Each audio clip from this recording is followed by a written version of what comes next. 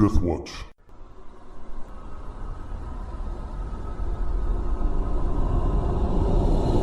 Welcome back. So at the end of our last session, the battle had mostly concluded. The Dwarven King had leaped into the lava there, and a fire elemental had appeared and began laying about against the enemies. So as that took place, Casimir, you had come across a little rock creature called a Galebdur that you felt an immediate kinship for, and it had asked you to follow it into the wall, and so you had done so. And this is when you realized that you could actually speak that language, the Terran language of earth elementals, and you feel a kinship for them. So you'd been following them, that little guy, into the wall, and that's where things ended for you last session.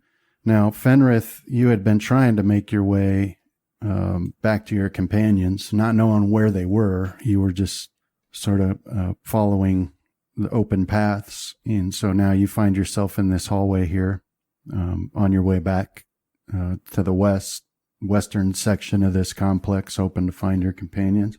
Now, towards the end of that battle, before Casimir had followed the Galebdur into the wall, these bugbears had been chasing him, and they turned north into that main forge room and then slid to a halt as they saw everything that was taking place in there. And Graham, you had been making your way around, and you found you snuck all the way up behind this sorcerer here. And so you and Rohan are still in this main room. Now, just as a reminder, you had seen, Rohan at least, that this hooded figure with the staff had done something that caused like a black energy rope to wrap itself around all of you. And then there had been a massive explosion of a white-orange light from that elemental, and that had swept through the whole complex, and it was really bright, but it didn't cause any pain to you. And after it disappeared, this hooded figure also teleported away. Now, Rohan, you had seen the beholder, and we'll start with you, Rohan. So where you are, you actually have a good view of the beholder that is slinking away from this battle. Mm-hmm. And you can see him off to the west there, floating away as fast as he can go, and he gets to a section of this wall, and you can see his tentacles, or his eye stalks rather, moving in very prescribed motions, and you can see his lips moving as if he's casting a spell. And a section of that wall that he's in front of, it sort of wavers a bit, and then you can't quite see from the angle, but you do see him move through that area. Okay. Now, let me make sure I didn't just lie. Yeah, we're not starting with you, Rohan. We're actually starting with Fenrith.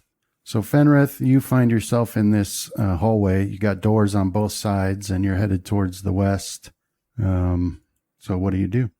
Now, as far as what you hear, the whole place is still rumbling and shaking. It's not as violent as it was, but it's definitely still shaking and rumbling. And so you don't actually hear any sounds other than the shaking of the earth. And the feeling that I had before I crossed the lava again, is that still there? Yeah, it's generally pulling you to the west. But as you had entered into this hallway, that feeling had, faded. I'll move. Do you want to put the haste back on me? Because I don't remember deactivating my boots. Okay. Thus, the beholder has been added to the vindictive kill list of escaped enemies. It was, 3 or 4 rounds we had used last session? Okay. All right. So, I'll put that back on you there with 6 rounds left, and then I'll go to this door that's in front of me and open it. Yeah, so that door swings open, and you find yourself looking in on a small smithy, is what it looks like to you. Hasn't been used in a long time, really long time. There's a basin on the southern wall that made of a rounded stone, and you think with the religious symbology on the wall above it that it's used for smithing, but also with some religious aspect to it. But you don't detect there's no enemies in there that you can see, and it looks like nobody's been in this room for quite a long time. Okay. As it's a move action to open the door, right? Yeah. All right. So that should be my turn then.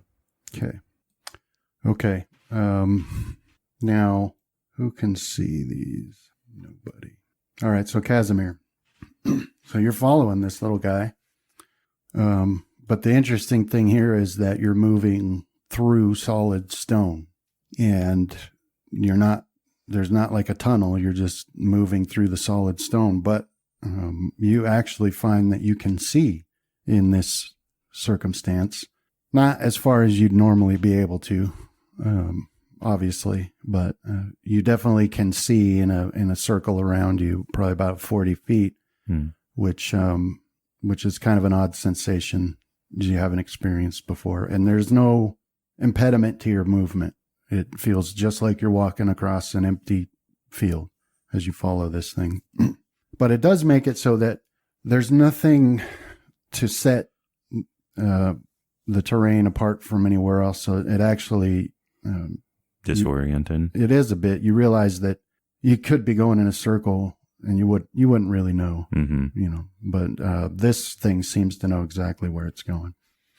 And so he takes you along for about, 50, 60 feet and stops in front of a wall that stands out different from the earth, because this is worked metal, and you can't make out any details about it except for that it blocks passage. And so he starts skirting around, and so you continue following him. Okay. But so far, that's all that's been going on for you. It's just following this thing. Well, I'm safe in here, so it's okay. I'm real close to dead. Okay, roll on. Mm-hmm. So you're what were you flying or just standing on that platform? Just standing on it. Okay. So here's what you notice. Now let me get rid of this token. Now by that magical sigil on the floor, there still remains a twitching demonic tentacle arm, and the Death Knight, the halfling Death Knight or gnome, I suppose, still lies on the floor next to it, not moving, and this hooded figure is gone. But and this elemental is also gone. Now, after that bright white orange light had flashed through the complex, it hadn't caused you any pain. It's hard to tell if it did anything until now, when you realize clearly as you look at the bugbear down by the lava pool. He was trying to climb up that wall to get away from the elemental. And then you've got off to, on the right side, this halfling on his warg, running alongside the wall. And then this sorcerer still that Graham is sneaking up behind. And then you can also, from your angle, you might be able to just see a couple of these bugbears that were coming in the south. But you definitely hear all of them, because at the same time, right after that light flashes, they let out an ear-shattering scream. Just the utmost terror you can imagine.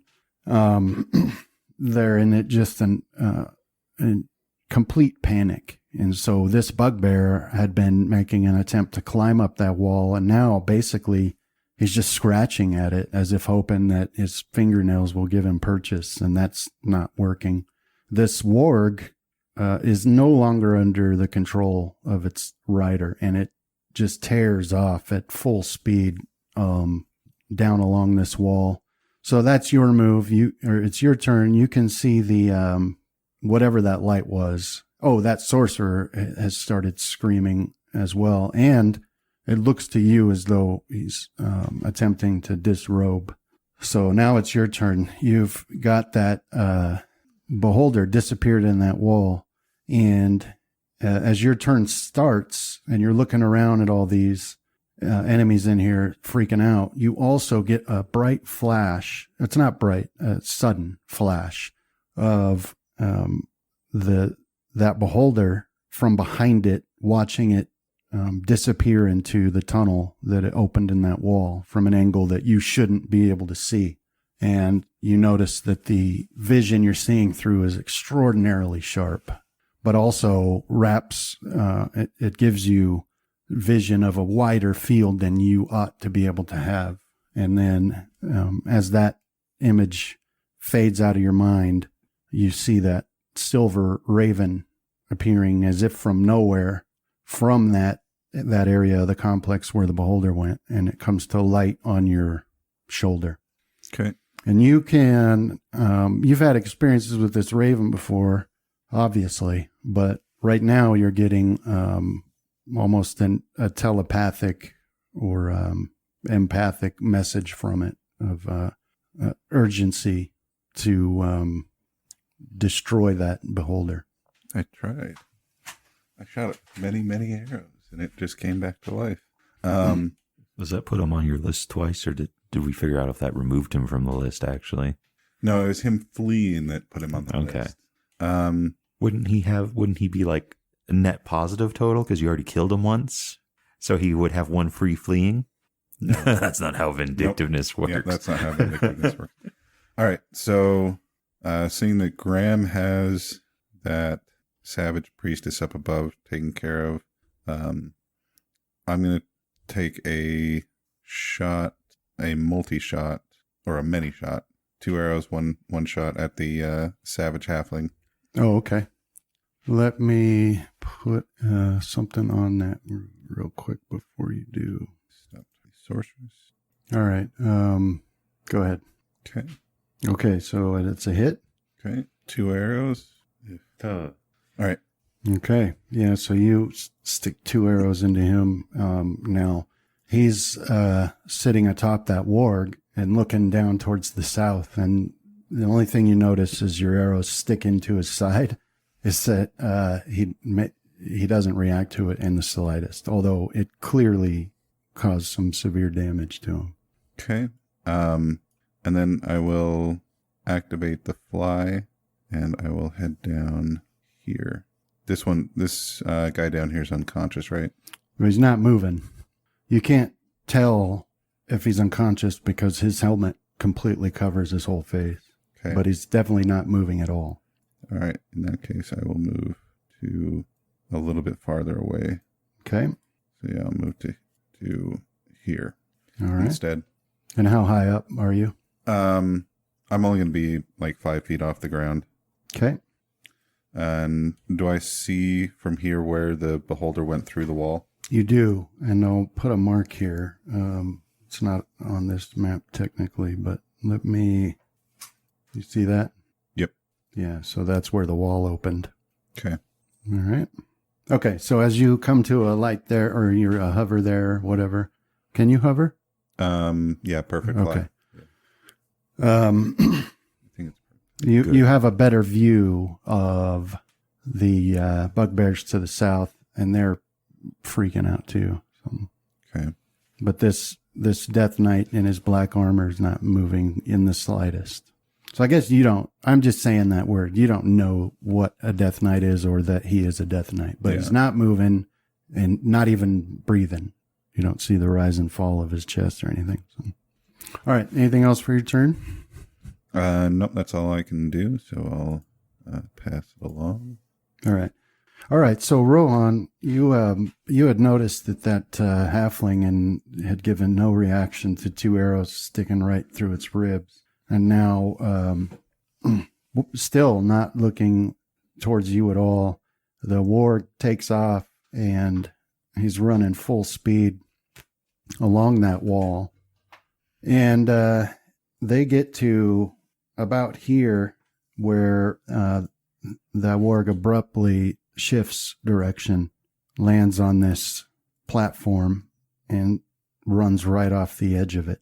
It doesn't jump. It just runs right off the edge, and they fall into that lava and disappear beneath it pretty slowly. But you can see, you've got just the angle to see on that halfling's face as he's sinking into that lava, that apparently he is not feeling the pain, and there's just an inhuman panic in his eyes. And then finally, a little flash of relief as his head disappears beneath the surface. Well, he won't have to go on the list. Okay, Graham, that brings us to you. And now, amazingly, this sorcerer here is starting to take his clothes off, and he's screaming at the top of his lungs, not any words, just a scream. It's almost musical in its quality, like he's hitting a note properly. But he's also doing this scream for way longer than he ought to have breath for. It's sort of disconcerting, but your move. Hey, does disrobing afford me an opportunity attack? Yes, absolutely it does. Question, do I want to take it now or get 4 sneak attacks? You peppered him pretty good, though, didn't you? Yeah, he's bleeding pretty bad. He's got some arrows sticking in him. Yeah, I hit him a couple times. I don't. Well, yeah, I'll do the opportunity attack. Gotta get crazy here. So we'll fire off with that one. Yeah, that's a hit. Nice damage. Yeah, that kills him. So how did you want to? All right, so for my action, I saw Rohan leave, but I didn't see where he went, other than that he flew off somewhere to the south-ish. So I'll move full speed, but still try to hide and move silently in the shadows. Okay. Yeah, so you slink down and you start moving over this direction. Now, it's at this point that that voice of Bloodtooth that's not Bloodtooth, that other presence within Bloodtooth that sometimes takes control. This one's been in control, for the last couple of sessions now. This is the more benevolent one. You hear him, strongly say to you as you move this way, wrong direction. And you almost feel a physical tug back the other way, but you don't. I mean, you're still under your own control. So, but it does feel momentarily as if something jerked you back. What's wrong with this direction? I gotta go heal Rohan. Rohan can see after himself. There's something more important for you to take care of. It's time for a choice. Have to wait till my next turn. Yeah, this'll like take place as you start to move. So if you want, you could stop your movement and go back the other way. It's up to you. Yeah, I'll take the one move action and I had the little mini conversation with it, and then I'll use my other one to do the right thing. So yeah, so you got to about here. So where are we going? So in your mind, you clearly see a path laid out before you, back through that door across the way, and then into the room south of it. Okay, so I'll go 30 feet, and that's it for me. Okay. All right, so then, let's see, you don't belong here. All right, so then nobody can see. You wouldn't have 5 foot up. No. You do, you hear that scratching that bugbear cleric was doing on that wall down there, Rohan. That scratching stops, but you're not able to see what he does. Okay. All right, and then now these ones on the south that were coming up the south way, they had skidded to a halt, and now they're screaming, trying to strip pieces of their armor off, and then they sort of, in a line, start moving in this desperate shamble up towards the north, a little bit into the room, and then over to the right. And then from your angle, you lose sight of them. Okay. Yeah, so they all just start shuffling over, into the room a little bit more and off to the right, and then you lose sight of them, so you're not sure what they're doing over there, but yeah, they're out of your vision. And then, but you do hear I should say, whatever they do over there, the screaming suddenly stops.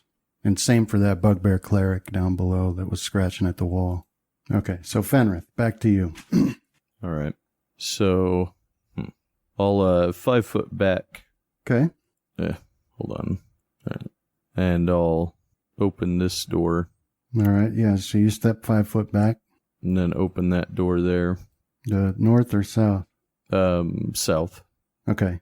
Yeah, so it's easy enough to open this door. They're heavy stone doors, and you can hear a grating as the hinges move, but you open that up and you're looking into a room that used to hold stores of some sort. You can see rotted bags and dust everywhere, a broken bed frame, but clearly nothing or no one has been in here for who knows how long. All right. And then I'll open the door to the north as well. Yeah, so same story there. You're looking at smithing supplies, sort of. You got broken crates and barrels. You can tell, like, some of the barrels at one point might have held oil, but, they rotted and burst, and there's dark spots on the ground. And then you've got crates that have fallen apart, various tools, tongs, smaller hammers and things of that sort. But also, clearly, no one has been in here in a long, long time. Okay. And that would be my turn. Okay. All right. So, Casimir, you continue to follow this guy. Now, you've found this worked metal obstruction, and the field of vision that you have gives you the sense that it's like a wall. Okay. And he's skirting around to what you think is probably the west of it. All right. But you're going in sort of a circular direction, still traveling through stone. And that's all that happens for you, except that as your turn comes to an end, you notice that your equipment, your weapon, your armor, your ring, and your medallion are starting to vibrate. Oh no, I can't survive.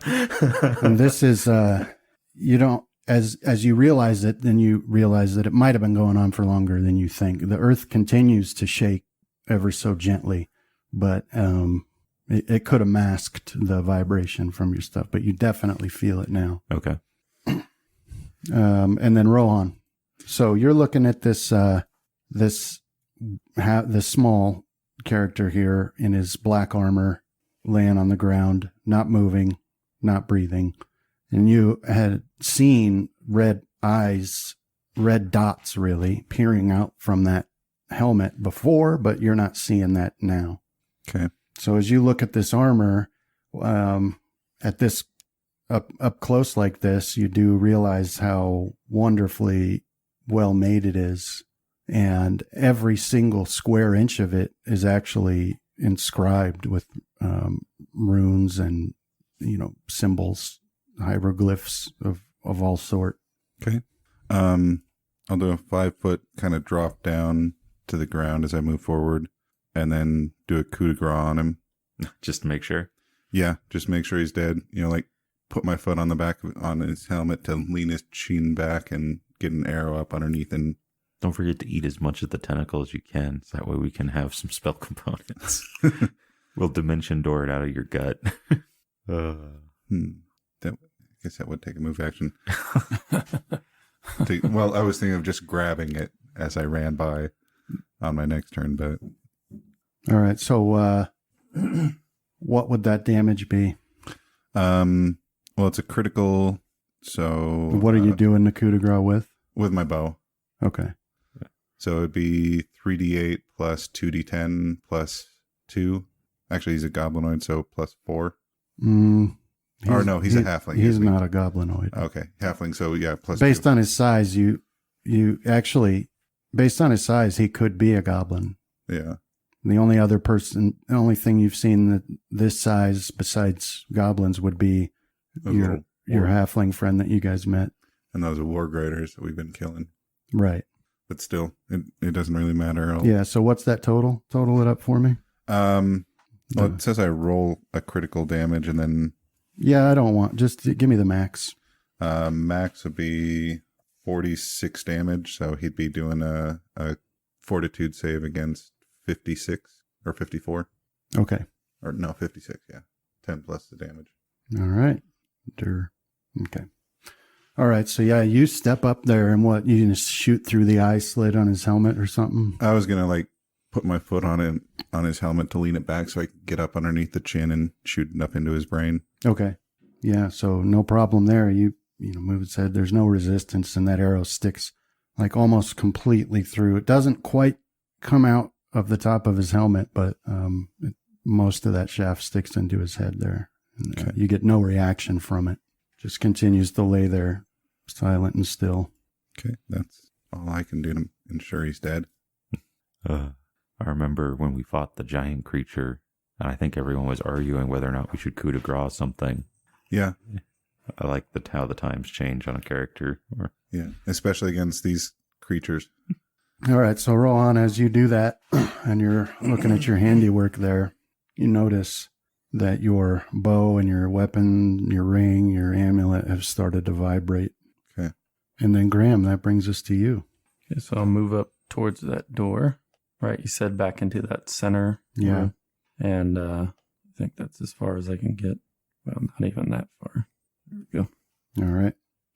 So you move over there back towards that door, and you reach the door, and as you're putting your hand forward to open it, you notice that your armor and your ring and your amulet started to vibrate wildly. And Bloodtooth is not vibrating in the physical world, but there is an enormous vibration going on in your head right now that's tied to Bloodtooth. Okay. I do still like how, like, all the rest of us are almost cut to pieces, and Graham's like got a good scratch on him, and that's about it this time. Well, you can't. It's a welt, Rohan. You can't anti-magic field away good hiding.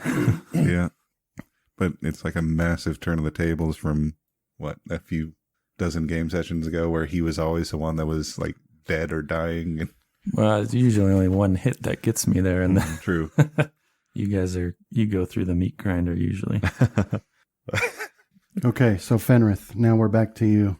So you're in this hallway, and you'd open these other doors that clearly haven't been used in a long time. You still get the general sense that you ought to be going to the west there. So does it feel like the tugging is into this room in the forge area, or? Yeah, that direction. All right, I'll move in and move over to this to the water with the holy symbol. Yeah, so you step into the room there, and now that feeling angles up to the north, towards that door up there. Okay, so I'll change directions. Yeah, so you get up here to this door, and you can see there's a couple of tables that have, various scrolls and books on them, covered in dust. All right, and then I will recast. Which one was it that I just dropped off? Righteous Might. Yeah, as I'll recast Righteous Might on myself. Okay. Okay, let me fix that real quick. And then I'll deactivate my haste boots before my turn is over. All right. Yeah, so you recast that spell, and you deactivate your haste boots. As that should be it for this round. Okay. So Casimir continuing to follow this Galabdur skirting around. And then finally, quite suddenly, you find yourself out of the stone and into an open space. Okay. So we're going to theater of the mind this. So you step out into this open space, and you've got flat, bare, natural stone floor beneath you, and then darkness all around at the extent of your vision. But this Galabdur has continued moving, and so about 30 feet away, you can see a massive stone, metal-studded wall, like a battlement, right? And it's about 50 feet tall, and it's made of enormous blocks of stone that fit together perfectly, and then plates of probably steel overlapping, almost looks like scales in a way on the outside of it. And there's some crenellations at the top, and then from the top of the wall, there's only about 20 feet of open space before the ceiling, the natural ceiling of this cavern. So, and in the center of that is an enormous gate, closed gate. You guess that, well, let's say the wall is about 50 feet high, and then you've got this massive gate in the center, and it's 2 doors, and they're each 30 feet, 30 feet tall, and 20 feet wide. Okay. And you can just barely see the line down the center where they separate. And they're made out of some kind of metal completely, and it's got masterful carvings. What's the word? Engraving over the surface of it. With one is an enormous hammer, and the other a shield. Okay. And the Galabdur has come to a stop in front of that door, and as he does, and you're moving up to him, where she came from is anybody's guess, but at his feet, the cat omen is, doing that cat thing where they walk between your feet and rub up against your legs. And that Galabdur, his face, he's got like just an enormous smile as he looks down at the cat. But that's the situation you find yourself in, and that vibration's getting more powerful now. Okay. So that would be at the end of your turn, and then Rohan. So since my fly speed is so much faster than my walking speed, I'll activate my fly and kind of float at high speed just above the ground in the direction the beholder was going. Okay. And I'll do a double move. So what's your speed then? 60. And is the wall still open, or? It is. Okay. Then I'll go through it. All right. So you're looking into a tunnel that only goes for about 10 feet before a solid wall at the end. Okay.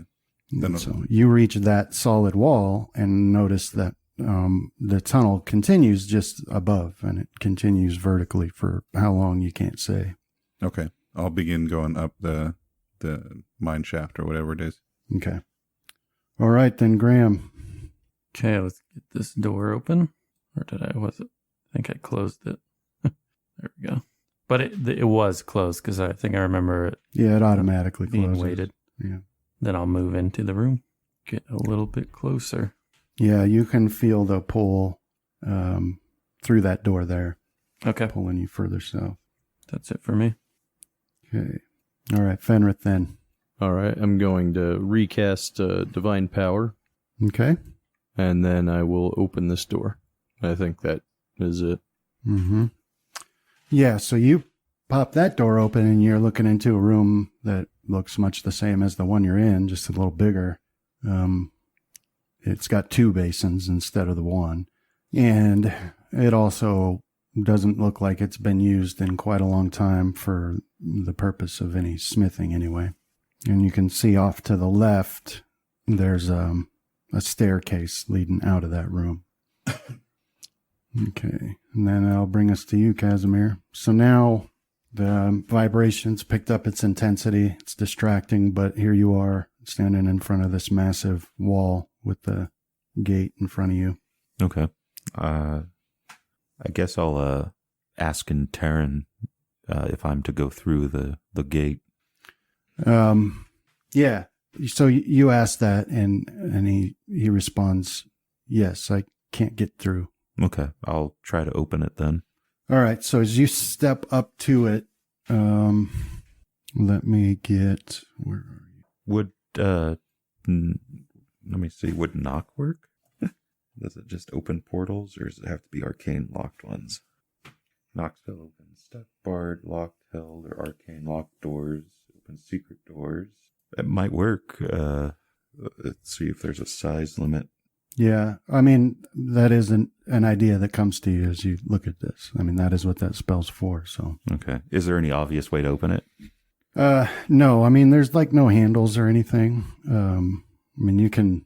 Okay, so yeah, I'll cast knock, or I'll attempt to. Let's see what we got here. Oh, it's verbal. Nice. So yeah, I will be able to cast it. Knock. I'll cast it on the gate. Okay.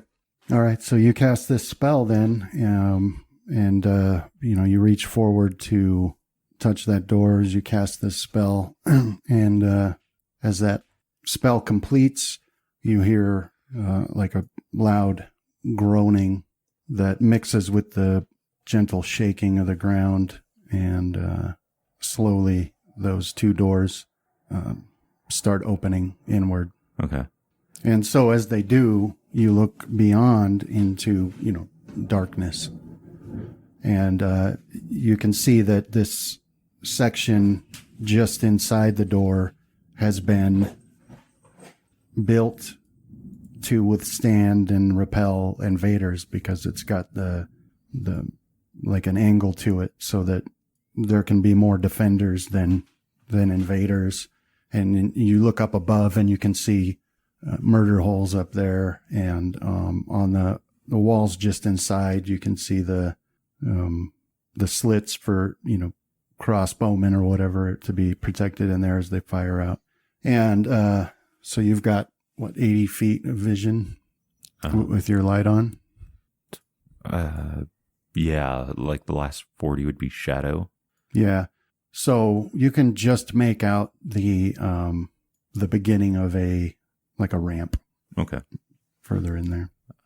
Yeah, I think I used all my stuff though when moving up to the door and then casting. Yeah. So as those doors open, like a rush of air blows over you, and you also start noticing that aside from the vibration that you're feeling, you also get a sense of like pain, but not in yourself. Like something up ahead is experiencing pain that you, for some reason, are connected to. Okay. Okay. So Rohan, Mm-hmm. so now you have taken flight and you're following the path that this beholder went down, and this tunnel has gone vertical now, and you travel straight upwards this tunnel that has been sized almost perfectly for the beholder to move through. So it's plenty space for you. Whatever means was used to create it, it made exceptionally smooth and straight circular, path through the stone, and it goes vertical. And after that 60 feet, then it flattens out again, going to the north. And as you move the rest of your movement in that direction, you come to a juncture where it splits in 3 directions. Okay. So it can go forward, and it can go like northeast and northwest. So it's sort of like a, Yeah. So I guess I used up all my move actions. So next round I'll see if I can sense which direction he had gone. All right. So as you finish up your movement there, that that raven is still on your shoulder, and it does some gentle cawing at you. It seems to want to go to the northwest. It's like you feel it pointing you in that direction somehow. Okay. Okay, Graham. So this voice, this other blood-tooth voice, tells you to continue on this direction.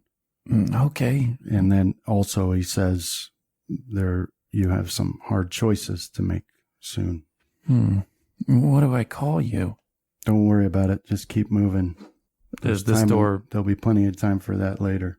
Does this door function like the other one where it closed again, or was it left open from my previous journey through here? Yeah, you've got to open it again.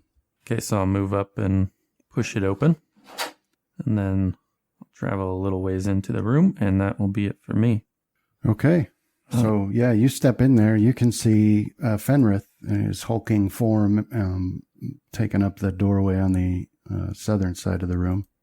Well, Fenrith, so you see a savage elf with blood-red eyes and sharp teeth wave at you in a friendly manner. That's true. That is what you see. All right. Let me get... Have you always been hiding behind Fenrith when he's in this mode? So is it a different look on his face now? Like, oh, Uh-oh. this is scary. Yeah, so where are we? So that's Graham's turn. And you still you feel that voice sending you past Fenrith, further south. Okay. And Fenrith, make a spot check, please. Do you want in the tower Yeah. or no? Do you have my old disguise roll, Brennan, or do you need a new one? Yeah, actually get a new one because things have changed since then. I have plus 10 from the spell. Oh, wait, I don't have to. That's how he'll be able to tell that you're one of us, is that you're covered in more blood than the bad guys should be. Wait, this is too much blood. Fenrith? Or, Graham. Wow. That's what you rolled. So, Fenrith, you, it's your turn, and you look and see one of the elves you guys have been in constant conflict with, headed right towards you. He's got a dagger and blood-red eyes and filed teeth. And a friendly wave. He does have a friendly wave. He does wave at you, but this is definitely one of those elves. I like how my 20s work to my detriment, too. I think you always get what you're supposed to, Right. save in like a few combats, right? The dice knows when to role play. So, Fenrith, your turn. All right. So I'll activate haste boots. No. Here's that one shot we were talking about Right. earlier. What my wisdom tells me. Okay. All right, so you click on your haste and you move over in this direction. You'd actually be here. And so to your left, you've got this staircase leading up and out of the room, and then that elf over there. What would you like to do? Hold on, I'm trying to get it to move here. This is where power attack comes in handy. So I want to move up and initiate a grapple. Don't grapple me. This elf is going to tell me what I need to know about where my friends are. Okay. So you get up there within reach of him with your extended reach. Okay. Because I think I have to wait till next turn to actually Yeah. try and start the grapple. Yeah. And then Casimir. So you've got now Fenrith, you also at that you've also started feeling all your equipment vibrating, by the way. And so Casimir, you're looking out, you've got that Gale of Dur next to you and the cat down at your feet, and you're looking at the edge of your vision, you can see the beginning of a ramp leading upward. All right. I'll start going to like double move, but I'll gauge the Gale of Dur's speed, and if he's slower than me, I'll slow down for him. Okay. Yeah, so you start moving in, and he can keep pace with you Okay. well enough. And you move in, you start walking up this ramp, and you can see that it's also sort of a funnel shape that's wider at the top than at the bottom. And it's really smooth, hard stone underneath your feet. And there's clearly some magic at work here because there's no dust on the ground. But you don't, as you step onto that ramp, this shaking that's been going on in the ground, it stops suddenly. And you hear nothing except the sound of your own footfalls and breathing. That might give me a pause right there. And the ramp continues upward as far as you're able to see. It's a pretty steep incline. Okay. And then you also see that steel plates have been bolted into the floor at intervals along that ramp. perfectly sized for a dwarf to stand behind, with a cutout right where their head ought to be so they can see, sort of a defensive fortification. Okay. And, so that's what you see. Yeah, I'll keep moving, but I'll ask the Gale of Dur, like, what is this place? Like, what was it for? Contrary to what his nature seemed so far, he starts talking, and he says this is the dwarven city of Underhome. And he starts talking about, like, the history of it. The Vanebeard clan founded this city, fought many wars, and produced many wonderful items in the forge up ahead.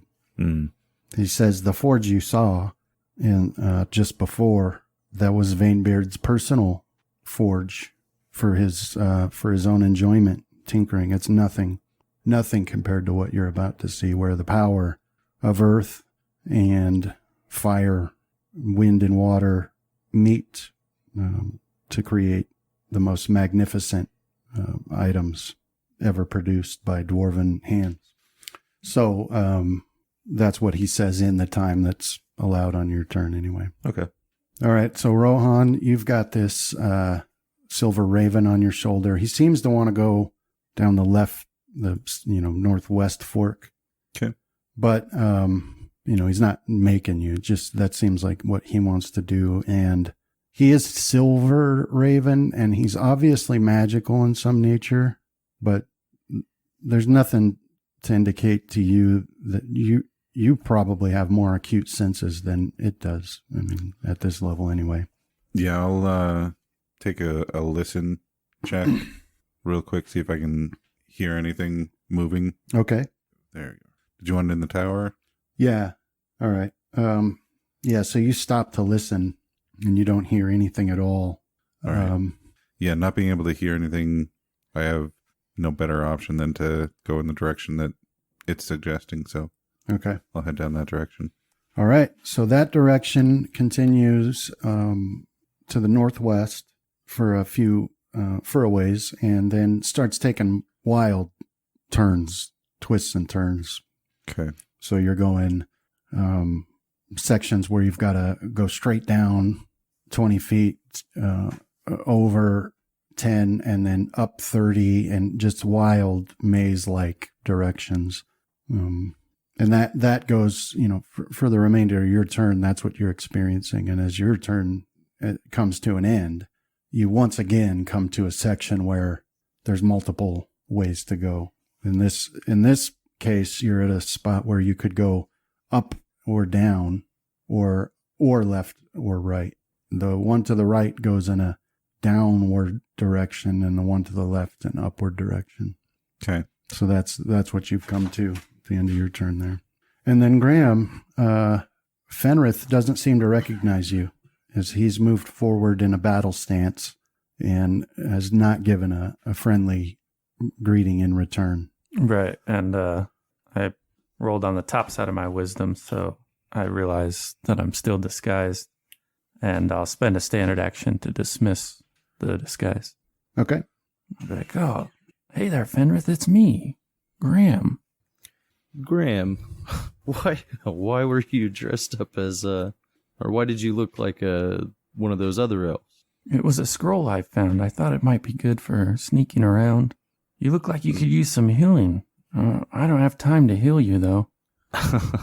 I'm all right. Where's everybody else, though? Yeah, Rohan's out where you can see the forge light coming from. I haven't seen Casimir in quite a while. But you heard me. I heard him somewhere to the south. Same big room. If you keep going north, you can come out on the lower level. If you go up those stairs, you'll be on a platform above the pit. Anyhow, So, happy trails. where are you going? Bloodtooth tells me I have to go south. What sort of Bloodtooth? It's a different voice. Bloodtooth, that isn't Bloodtooth. Well, as Oh, I it's- just came from that way. What's down there? There's another forge. There's no way out other than going east, though. Well, he seems to want me to do something there or be there. So far, he hasn't led me astray. Are there enemies out in this, in that other room? Oh, yeah. But they're all running away, I think. Be careful. Leonardo DiCaprio walk off. There's beholders and all kinds of stuff. Weird tentacle monkeys. All right, so that'll be the end of Graham's turn, and that'll bring us back to Fenrith. Worst of all, a bard. So, I guess which direction am I being? You're being pulled west now. Okay. I'll give Graham one last look before I go through that, or out onto that overhang area, and tell him to be careful. Yeah, Is you there- too. Grab the magical rope that's up there. Could come in handy. All right. Can I do a spot and see if I see a magical rope? Well, you don't need to. You actually do see it right away Oh, as you step up there, coiled up nicely beside the chain. This is the first. This is the first time you've been in this room, right? Yeah. Okay, so you look out over this room. You're on this platform that juts out over the pool of bubbling lava down there. So you've got these large stone and steel things down below that have these troughs where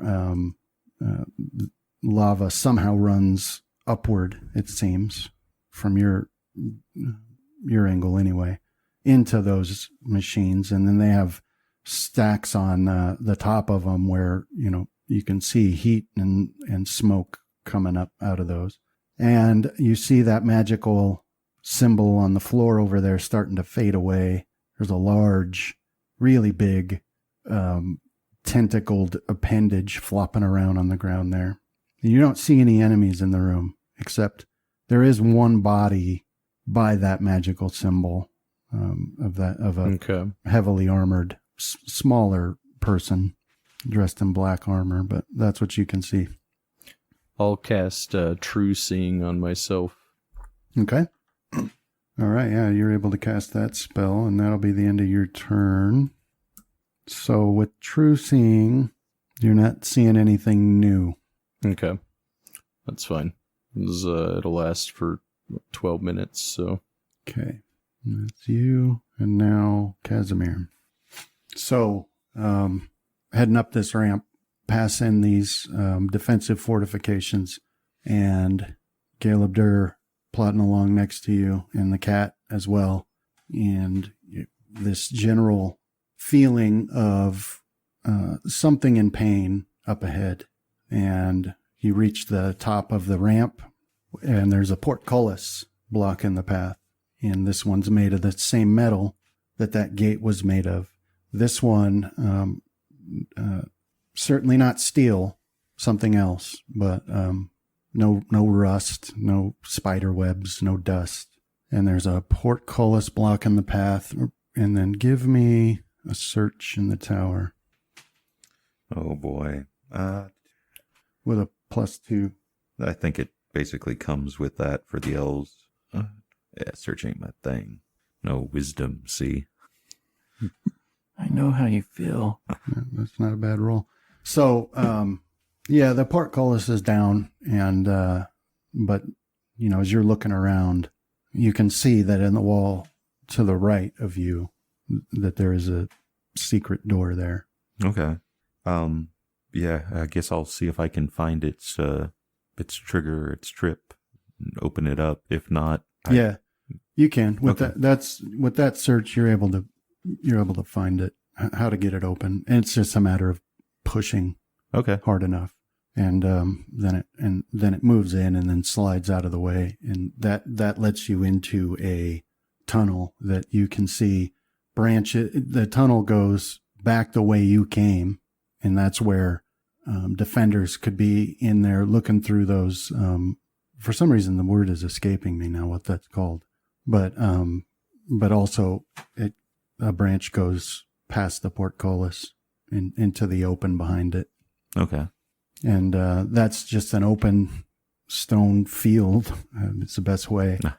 But as you do step out, you see that there is a soft glow emanating from somewhere, everywhere, that allows you to see things that are further away than you ought to be able to see them. So you can see the ceiling of this cavern, at least the parts of it you can see. They're way the heck up there. It's really tall, and you can't make out details up there. It seems to be generally smooth-ish. And then this stone field continues on. It's probably about 100 feet. And then there's a drop off, and you can't see because of the angle, obviously, but past that, you can see buildings rising up from down there, stretching up towards the ceiling of this cavern. Some of them, you're guessing, are well over 100 feet tall, made out of solid stone with windows carved out of them. So this is like an actual city proper? It's a city like you've never imagined a city could look. I mean, it's enormous. It'd be like, stepping out onto an overlook and looking at, Seattle or, some big city like that. Yeah. So there's just buildings everywhere carved out of stone that rise up above the bowl where you're standing. So I guess I'll turn to the elemental and I'll say that I hope you know the way, because I have no idea how anyone would find anything in that. So it looks up at you and says, "But you do know the way," and you can feel that pain pulling you in a specific direction. Okay, so if I still got turn, I'll start heading that direction. Yeah, you could start heading towards the lip of that bowl there. And at this point, the cat has leapt up on top of the Galabdur's head and laid down. It seems to be purring contentedly. All right, Rohan, so you're in this split. It can go multiple directions. The Raven seems to have no input here. So go ahead and give me a survival. Okay. But also at this point, I'm going to be, thinking as a hunter, I've likely lost my prey, being the beholder, and that I should probably turn around and seek out my companions. Okay. All right. So as you're thinking that, you're casting about. Obviously, it's a flying creature, so it's not going to disturb the ground, or so you think. But as you're about to turn around, you do spot something towards the right hand path that leads downward. You do spot something on the ground, just at this part where it starts to slope downward. And as you inspect that, you realize it's saliva. Okay. Saliva dripped out of its mouth at some point. It's surprising you haven't seen it before this, but that's definitely the direction it went. Okay. Then I will follow it. All right. So you follow that, and it starts going down, and then it takes a wide curve back towards the north, but still in a downward angle. And then quite suddenly, you find yourself out of this tunnel into open space. And this is a strange sight, because the amount of light that's in this area, you should have seen it before you exited that tunnel, but you didn't. It's like some invisible curtain you pass through, and suddenly you're in a well-lit cavern, circular in shape, with flat ground and a curved ceiling, and you're looking down below you at grass on the ground and trees, and you can see a pond and a manor house. It's a well-built, well-appointed manor house. I think instinctively, as I pass through that curtain, I'll give a start and step back into the tunnel. Okay. Because just suddenly rushing out into a big exposed area like that would kind of freak me out a little bit. All right. Yeah, so you duck back in there, and then once again you're in this tunnel, and it looks to you as if it continues on. Okay. Past the point at which you know it ends. Yeah, that'll be my turn I'll stop just before I head back into that area. Okay, Graham. I'll continue south towards the southern door, and that's all my movement. All right. Fenrith. So where is this rope located at? Right here. Is there like a walkway to get over there? Or? There is. It's just, you can't see it on the map because I made it transparent so we could see the other stuff. But yeah, you can walk along there to get it. So as you're looking at that rope and you head over to get it, you feel a like overpowering pull, almost overpowering pull towards the end of that center platform that you were just on. Oh. So you can grab that rope, but it's pulling you back to here is where you feel like. Yeah, I'll go out to it if I feel that the pull in a different direction than the rope. So I've got to trust. All right. So you come to stand on the end of that platform, and you're looking. You find suddenly that you've been staring down into that lava, and your sense of time has become unreliable because now you can't remember how long you have been staring down into the center of that lava there.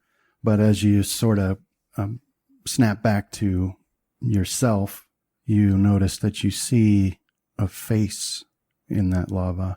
Not a human face, not an elven face, not a living face, but a elemental face, like the fire itself.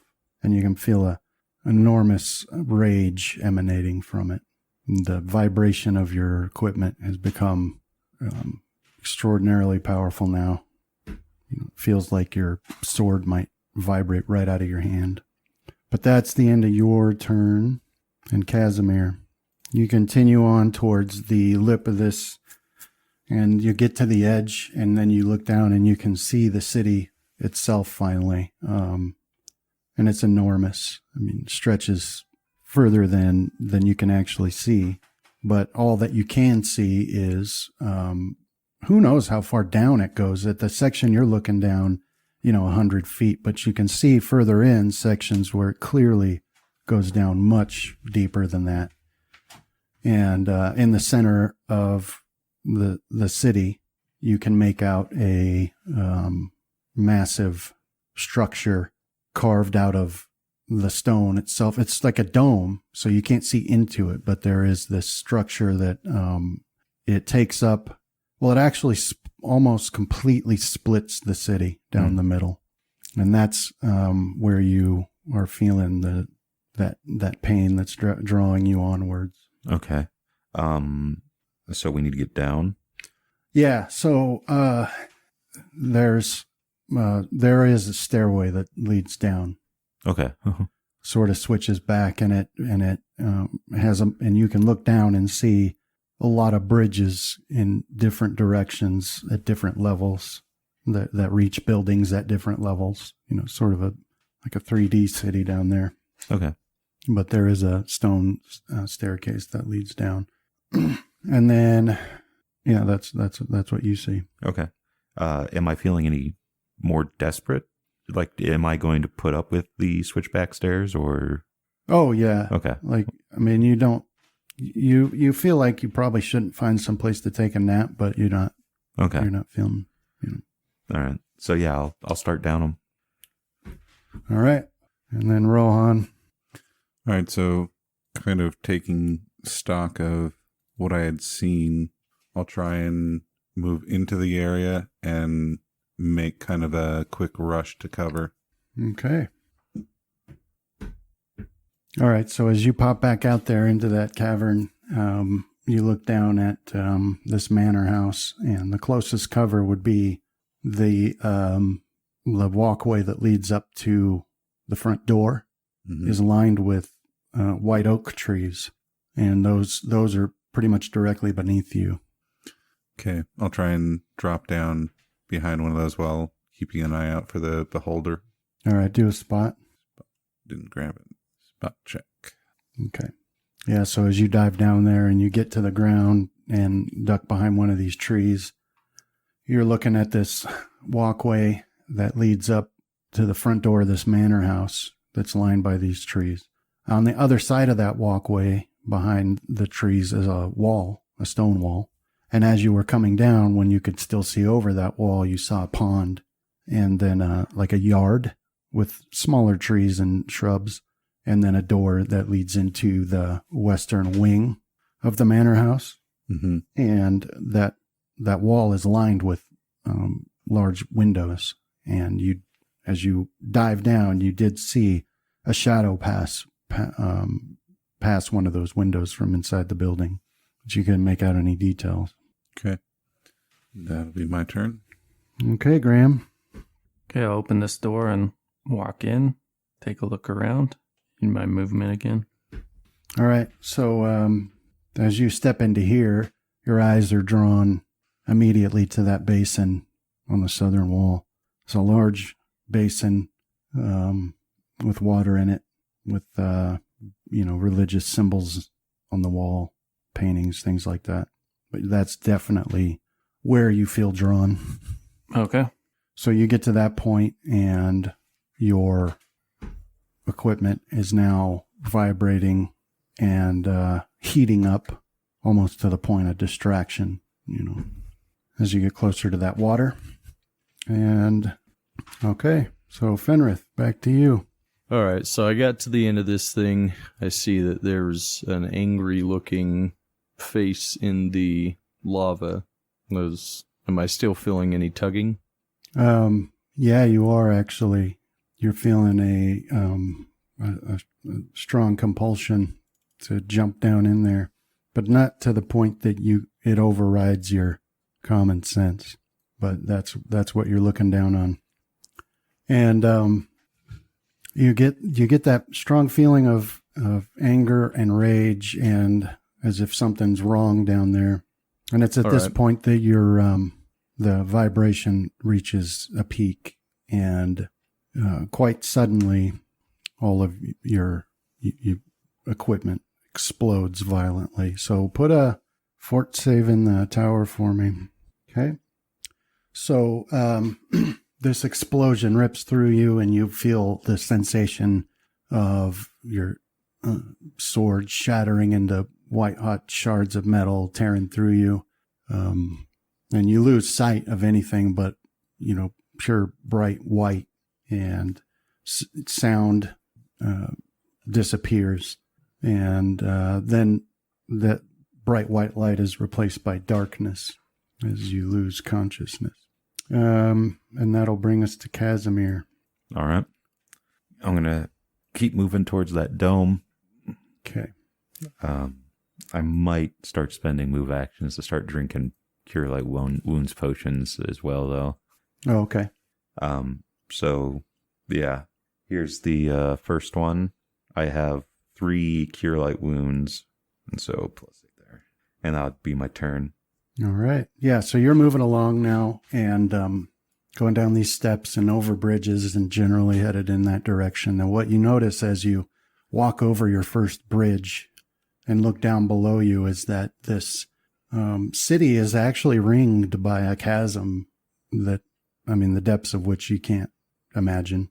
You can't see as you look down, but there is actually a ring of empty space around this city that these bridges cross over. So as you do, and the Gale Abdur's travel along with you, he continues to answer your question. He's continuing to give almost a tour guide of this city. And he's talking about how the dwarves and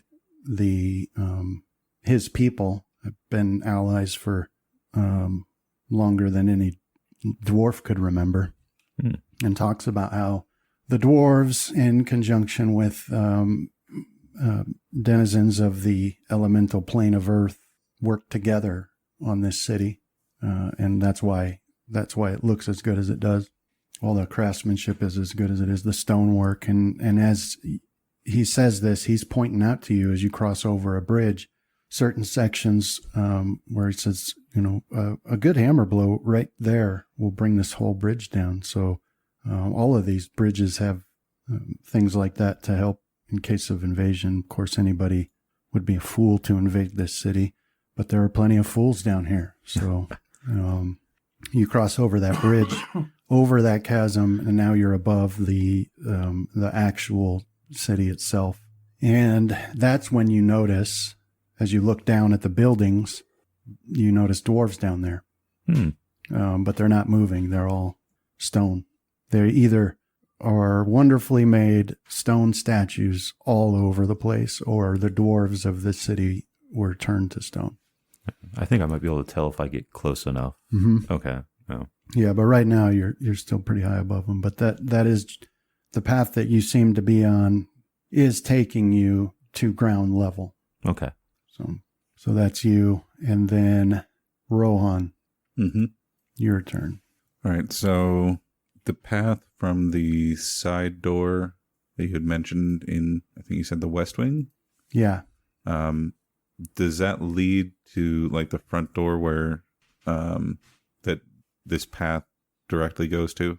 No, there's not a path. There's a stone wall that blocks that section off. It's an enclosed yard. Yeah, for the west side, but the path goes directly to the front door of this mansion, right? Oh, yes. Okay. I'll see if I can cut off that shadow by heading straight to the front door. Okay. Yeah. So, you head up to the front door, and there's a wide marble stone staircase. Not a long one, but it leads up to the front porch of this manor, which has a covered porch that goes to the left up to that stone wall that blocks that yard off, and to the right seems to wrap around the house. And you've got these doors, and they're solid, wood doors with carvings in them and brass handles. There's windows on either side, but their curtains are drawn, so you can't see what's in there. Okay. Yeah, I'll head straight up to the front door. If it's within reach, then I'll try and begin opening the door as well. But I'll still be using the fly ability to increase my speed. All right. So you reach that front door and you are able to open it. Okay. So it's not locked. So yeah, I'll open it, but I'll kind of keep my back to the side door and prepare to move in next round. Okay. So as it swings open, you're able to see a well-appointed foyer inside with, carved benches and nice carpet and marble flooring. That's what you can see as the door opens. Okay. And then Graham. So I'll walk the rest of the way up to that basin and peer into it, I suppose. Yeah, so you move up there, and as you go, this vibration gets stronger and stronger and stronger. And as you peer into that basin, you look down just long enough to notice that you can see pretty far into that water, and it goes really deep. And then there's an explosion. And put a fortitude save into the tower, please. All right. So yeah, you can feel the tremendous concussive blast of your armor, your equipment as it seems to explode inward and outward. You think you hear the sound of shards of metal scraping against stone, and you can feel pain over just about your entire body, as if the metal shards are slicing through you. And in the midst of all that pain, there's a separate closed off section in your mind where two faces, one, the face of a beholder, the other, the face of a massive silver dragon. They seem to be shaking madly and either attempting to merge or attempting to separate. It's hard for you to tell. And then you lose consciousness. So, Casimir, now you've reached the ground level, and you can see that it feels weird under your feet because you look at it, you realize that at one point there was grass here, but the grass has also been turned to stone. So some of the tips break off under your weight, as you walk on it. It feels odd to you. But this is where you reach like the first set of the homes. And on the outer ring, at least, of the city, the homes mostly seem to be family dwelling types, like tall buildings with a lot of windows, Okay. And so you can see in this section of stone grass a dwarven woman and 2 dwarven children. The dwarven children look in the midst of a fight of some sort. No. And the dwarven woman is, she's got an odd expression on her face and her hands on her. It doesn't seem as though she was trying to stop the fight so much as she's watching to see how it turns out angrily. Okay. Right? If that makes sense. But you can definitely tell as you get up there that these were real dwarves turned to stone at some point. They were petrified somehow. And then the Galebdur says, yes, this was the king's idea. And there was a lot of resistance, but in the end, the king is the king. And this is what was decided. This was how the king sought to save his people, was to turn them to stone, that they remain here in hopes that one day heroes might set things to right. Anyway, we must go this way. Okay. And so he's now taking the lead towards the center of the city. All right. I'll keep following him. All right, Rohan. So you're looking into this foyer here, and you've got this open area, and you can see the benches just inside the door, and then you can see a hallway leading to the right and the left into each of those wings of the house. And in that center there is a widened out area straight in that holds like a fountain. Okay. So yeah, I'll take a deep breath to steady myself and then move through the door and take a quick glance to see if I see anything moving in that first entryway while beginning to head towards the west wing. Okay, 1 second here. All right. So you stepped in and you were looking which direction? Just kind of a quick survey of this room. Okay, so yeah.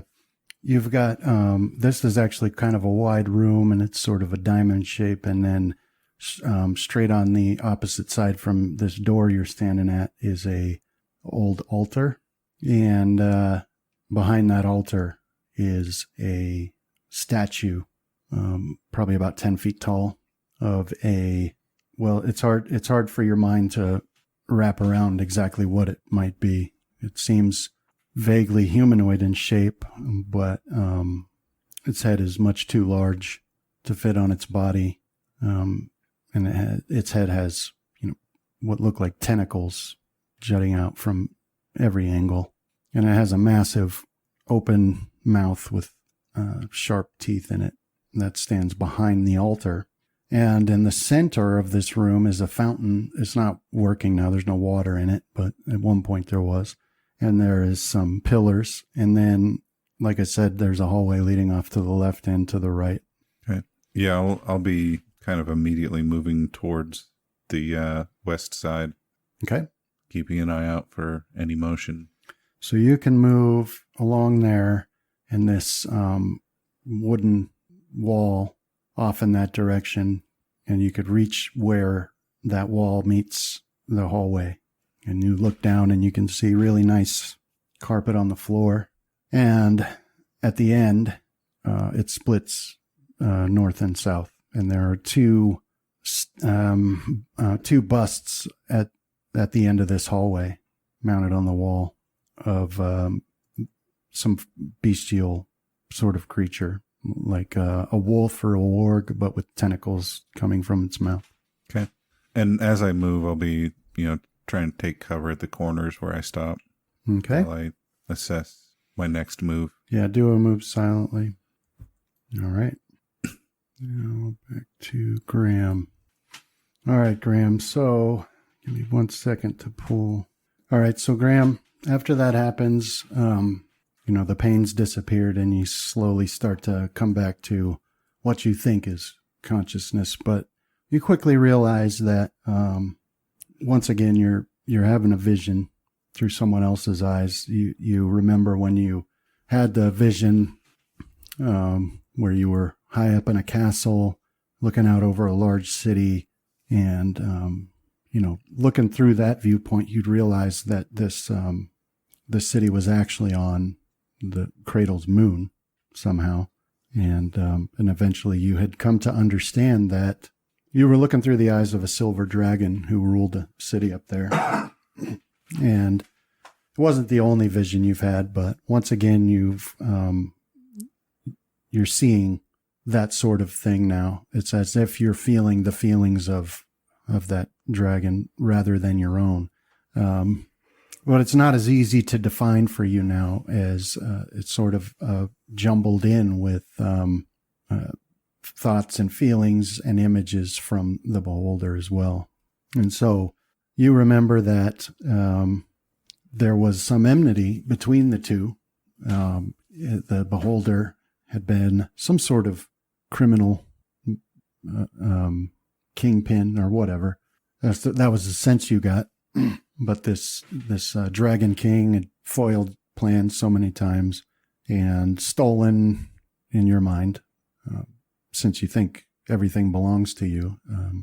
So this beholder had hatched a plan for vengeance, and you had then had the image from the king of marching off to war, but his wife and children left behind, and then that's when the beholder took his opportunity to strike. And it wasn't just a matter of killing them, but using some dark blood magic, consuming their souls in order to make that beholder powerful enough to fight the dragon. And it didn't work out that way. For some reason, both of them their souls ended up inhabiting Bloodtooth, right? So you're having images like that again. So it's this point, as you think you're starting to wake up, you start to get the sense that this beholder that you guys have encountered isn't actually that same beholder. But certainly there's something about him that's similar, right? It's hard for you to understand, but you get that feeling. So it's like this: you're groggy, sort of. Your thoughts are scattered. You don't know what to make of anything. You remember being in pain from the explosion, but you can't look at yourself and tell if you've taken any damage, and you don't feel like you're bleeding or anything. But suddenly you're able to stand up, and you find yourself in a small room with a stone floor and bare stone walls. And before you, facing away from you, is you're looking at the back of the beholder that you instinctively understand is the personality of Bloodtooth as you know him the most. And then a dragon also facing away from you, this one silver. Somehow, though he's enormous, he doesn't take up space like he ought to. It's almost like you're looking at a representation rather than the reality. And that's when you notice that standing next to you, holding like a bird cage, is that old man that you encountered once before. Long ago. So he says, well met, Hello Graham. again. What are you doing here? I'm not sure if I've told you before, young man, but I'm very good friends with someone who loves your people very much, and I'm here to help him by helping you. This situation, this battle between the two souls locked in that weapon of yours can't continue if you're to reach your full potential. So the time has come for you to make a choice, and I'm here to help you. I'm here to empower you to make that choice. So whichever of these personalities you think ought to win this contest, then make the choice. Do I have to make it now? Yes, and you make it by stabbing the one you think should be the loser. So it's at this point now where you'll need to make a wisdom check for me in the tower. Okay, so here's where now you're thinking over this, and unbidden flashes through your mind what this choice would mean for you, as if someone else is putting the thoughts there for you. if you would choose Bloodtooth, then you can see the strength of the weapon grow in that general direction, where you can imagine that you can eventually one day you'll do more damage, with those jewels than you can. And you even get the sense that there might come a day where your vision that's granted will be improved even further, and some vague sense that at some point you might be able to somehow use shadows as an extension of this weapon. And, you'll be able to do a great amount of damage, but that bloodthirsty personality will be emboldened now, because it's at this, you understand that it's been restrained by the other personality of that silver dragon king.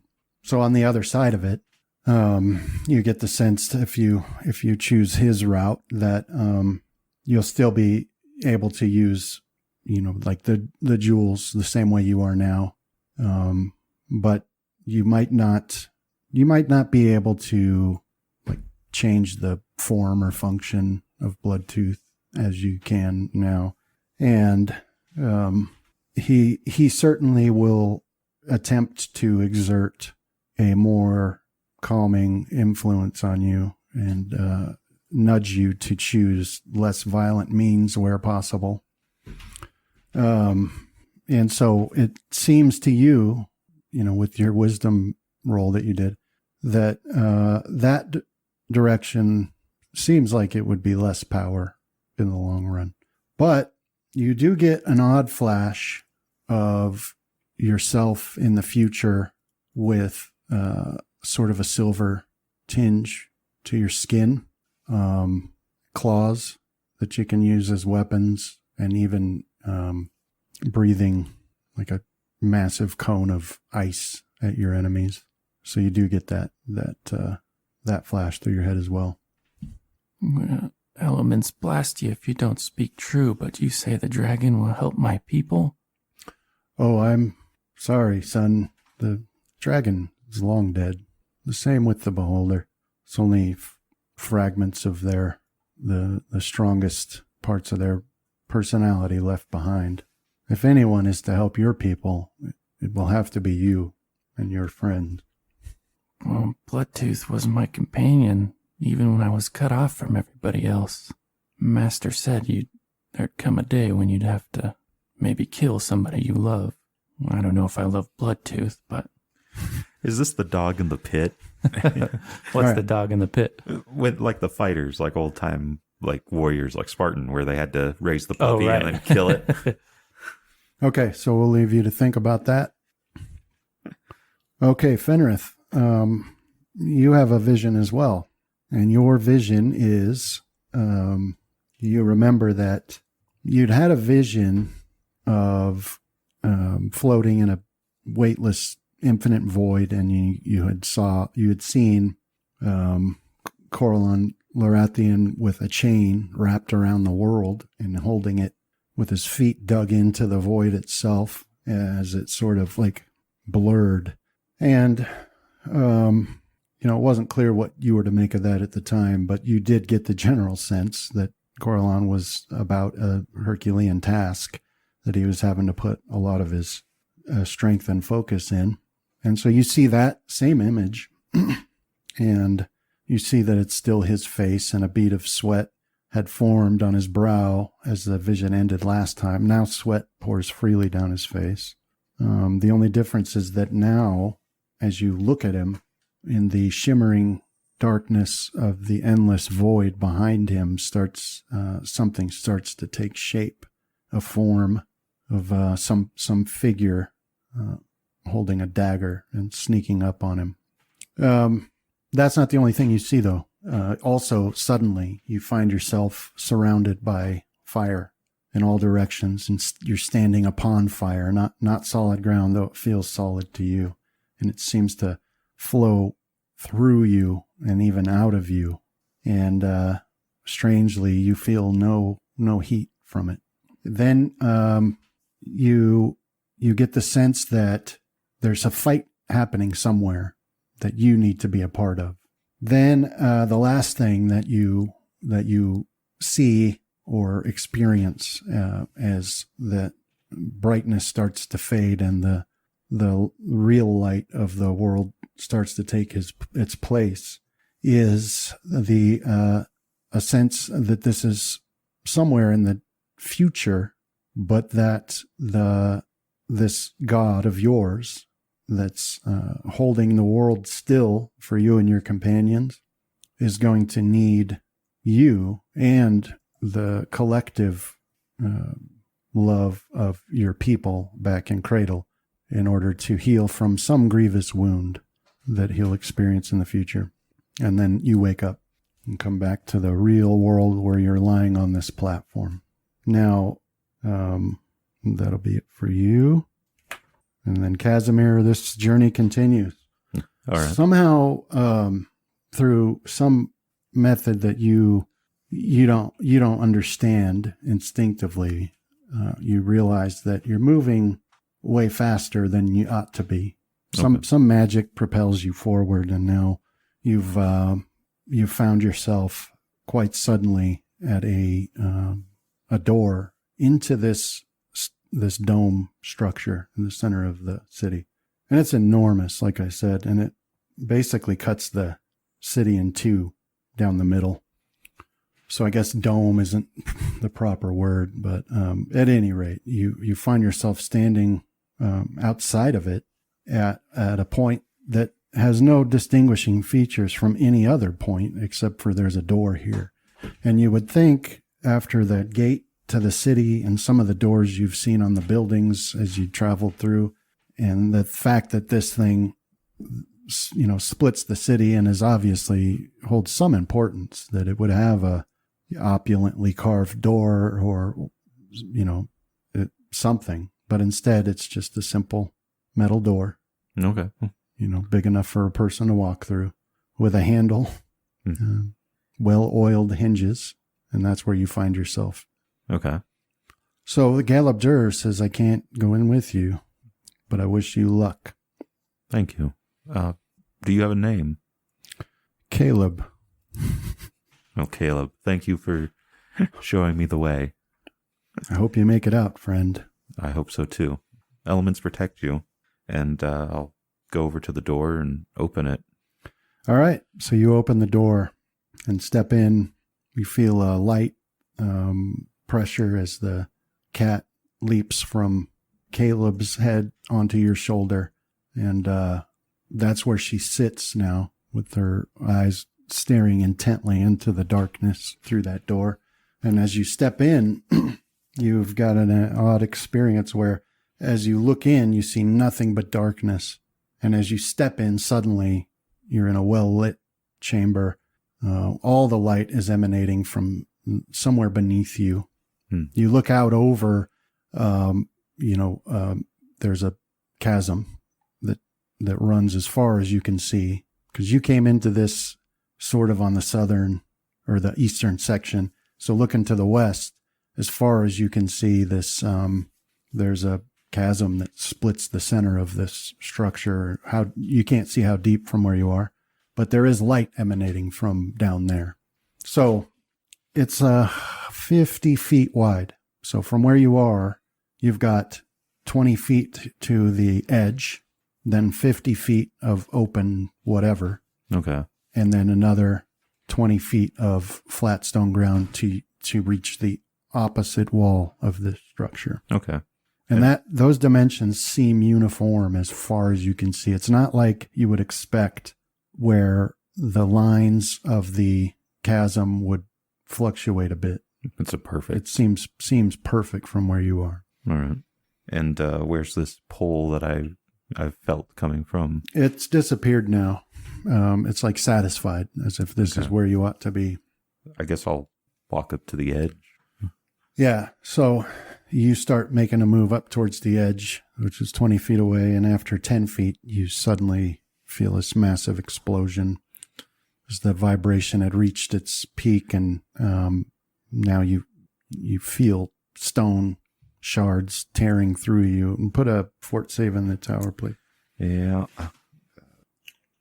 Do I need to re-roll it? No. Okay. No, you don't. You guys are getting lucky so far. All right, but you'd still lose consciousness. Mm-hmm. So then you find yourself once again in some odd place, like the vision you had before.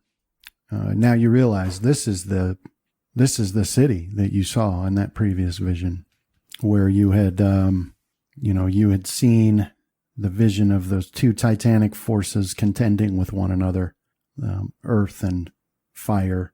And your mind had placed dimensions on them so that you could make sense of what you're seeing, but you knew that they weren't limited by size in a way that your mind could understand. But this is where that battle takes place. It was in this city in your previous vision where you had seen the Earth and its allies, being dwarves, seem to have come out on top in this competition, whereas the fire, every bit of its effort was bent towards blowing the top off of a mountain, which you recognize to be the Angry Mountain from your island. Mm-hmm. But the Earth and its allies had created channels, and unaware, the flame had nowhere to go but where nature requires it. So that lava had poured through, and you're seeing that vision again after this explosion of your equipment. And you remember too that in that vision you had felt old, Mm-hmm. which was odd for you. You couldn't even close your hands around your trident. There was too much arthritis, and you couldn't even force your hands closed on it. And now you're feeling that sweep through you again now. Every thought comes later than it ought to. Breathing seems painful. Your knees, your hips, your hands, everything aches. So that's where that's what's going on with you right now. And then Rohan, you're looking down this hallway that runs for 65 feet, and at the end it branches off. It goes north or it goes south. Now the corner you're hiding on, Mm-hmm. there's a door set into that wall down at the end Okay. that you can just barely see.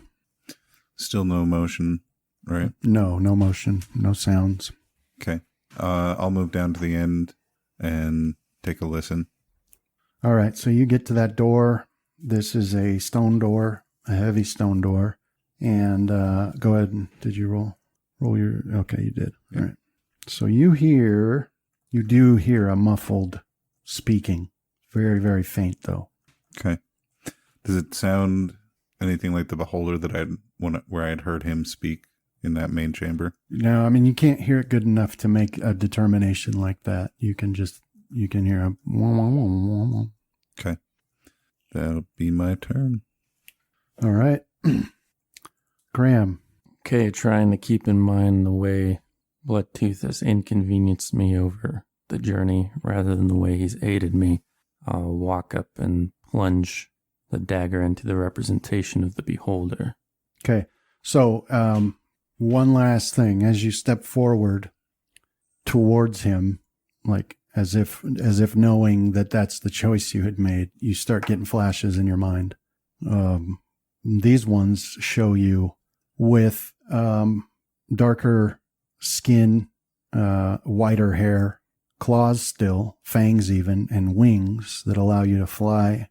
And they show you using spells as just natural abilities that bring darkness and diseases and poison on people. These flashes are really powerful. They show you as much stronger, smarter even, more handsome, better in every way. And this is the promise of choosing the beholder to continue on. So in response, you also start getting the flashes of, that other form. You don't have wings here, but you're blowing, ice on your enemies. You're stronger, much stronger, healthier, faster, smarter, better looking. You'll live longer. You'll have more friends. People will like you more. Well, that's my main driving force. I'll falter for a step, but stay on course. All right. So you step up behind that beholder, or the representation of it at any rate, and these images come faster and harder and more desperate now. The old man stands behind you, and he raises that bird cage, and it works as a lantern and shines the light out. And it seems like, despite the odd anatomy of this creature, you know just where to put that knife. And you slide that dagger into that particular spot, and like a popping balloon, splatters viscera all over. It quickly disappears, but you feel the sensation of it splattering over you. And then it's faded away, and all that remains now is the dragon, who is much smaller than it ought to be, but its long head turns slowly to regard you. You can see his featureless eyes. They're just balls of like molten silver is what they look like as he looks at you. And you get this feeling that overwhelms you of gratitude and peace at last, as that dragon starts to slowly fade away as well. So then you're left alone in this room with the old man, and he steps forward and he puts his hand on your shoulder, and you feel an automatic kinship for this, much like you would your own father or grandfather, right?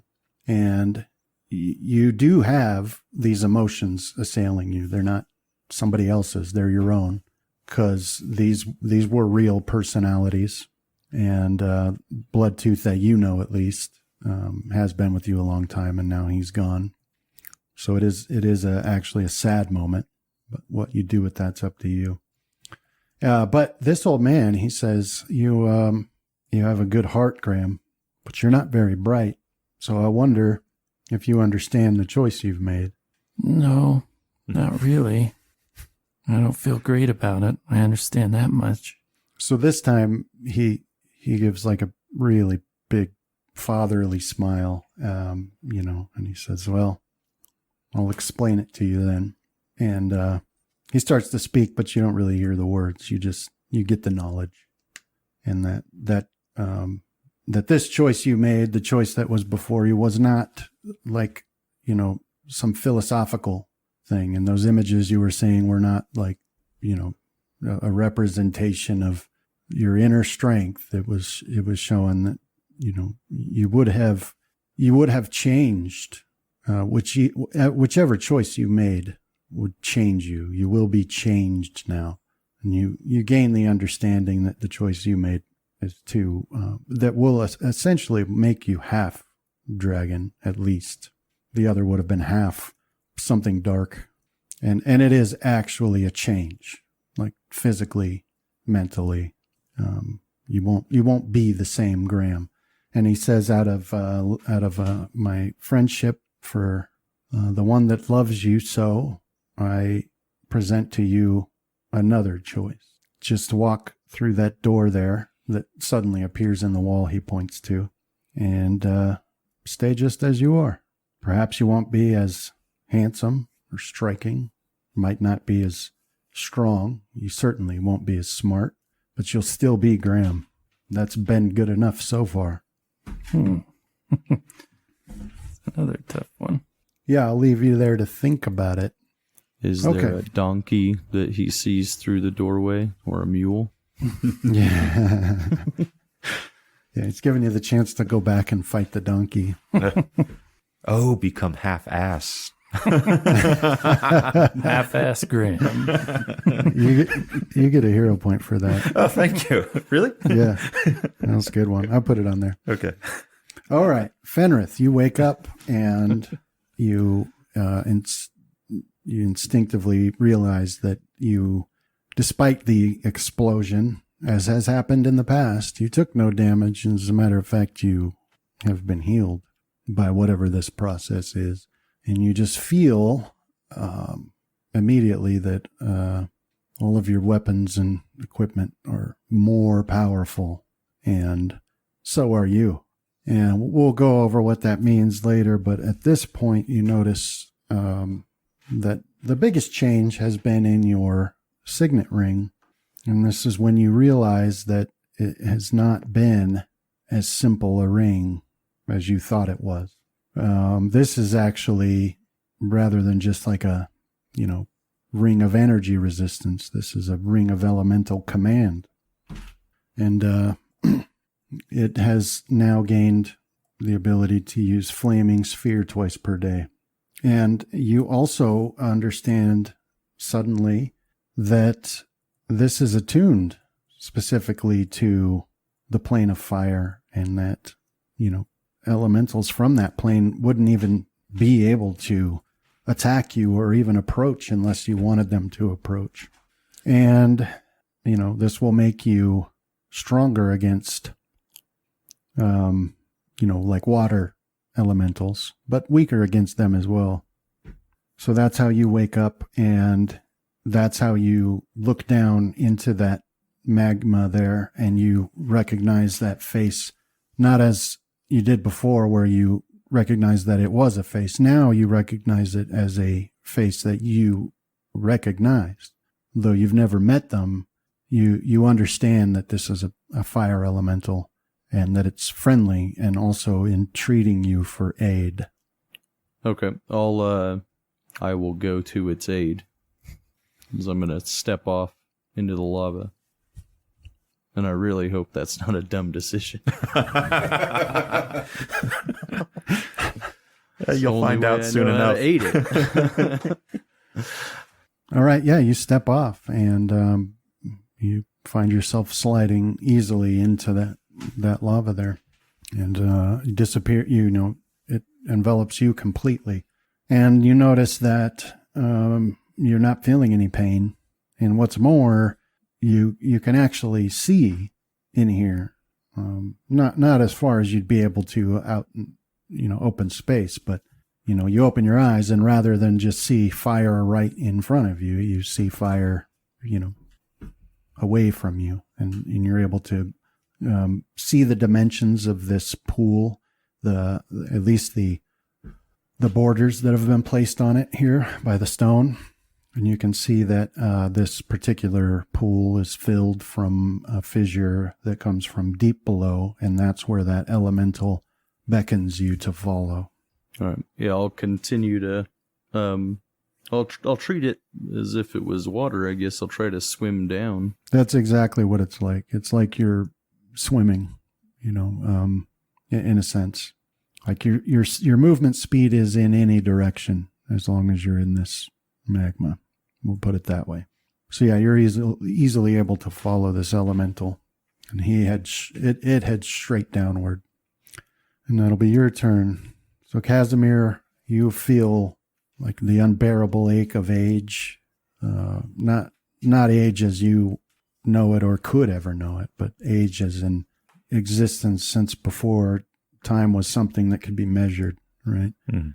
And this battle has aged you, this battle that you feel taking place between, fire and earth, all because fire, for whatever reason, wants to destroy, and everything that it could destroy happens to be you, and you don't want that to happen. So the fight is never ending, but the fire is energy. It must go somewhere, and that's the trick, is giving it a place to go that doesn't harm you.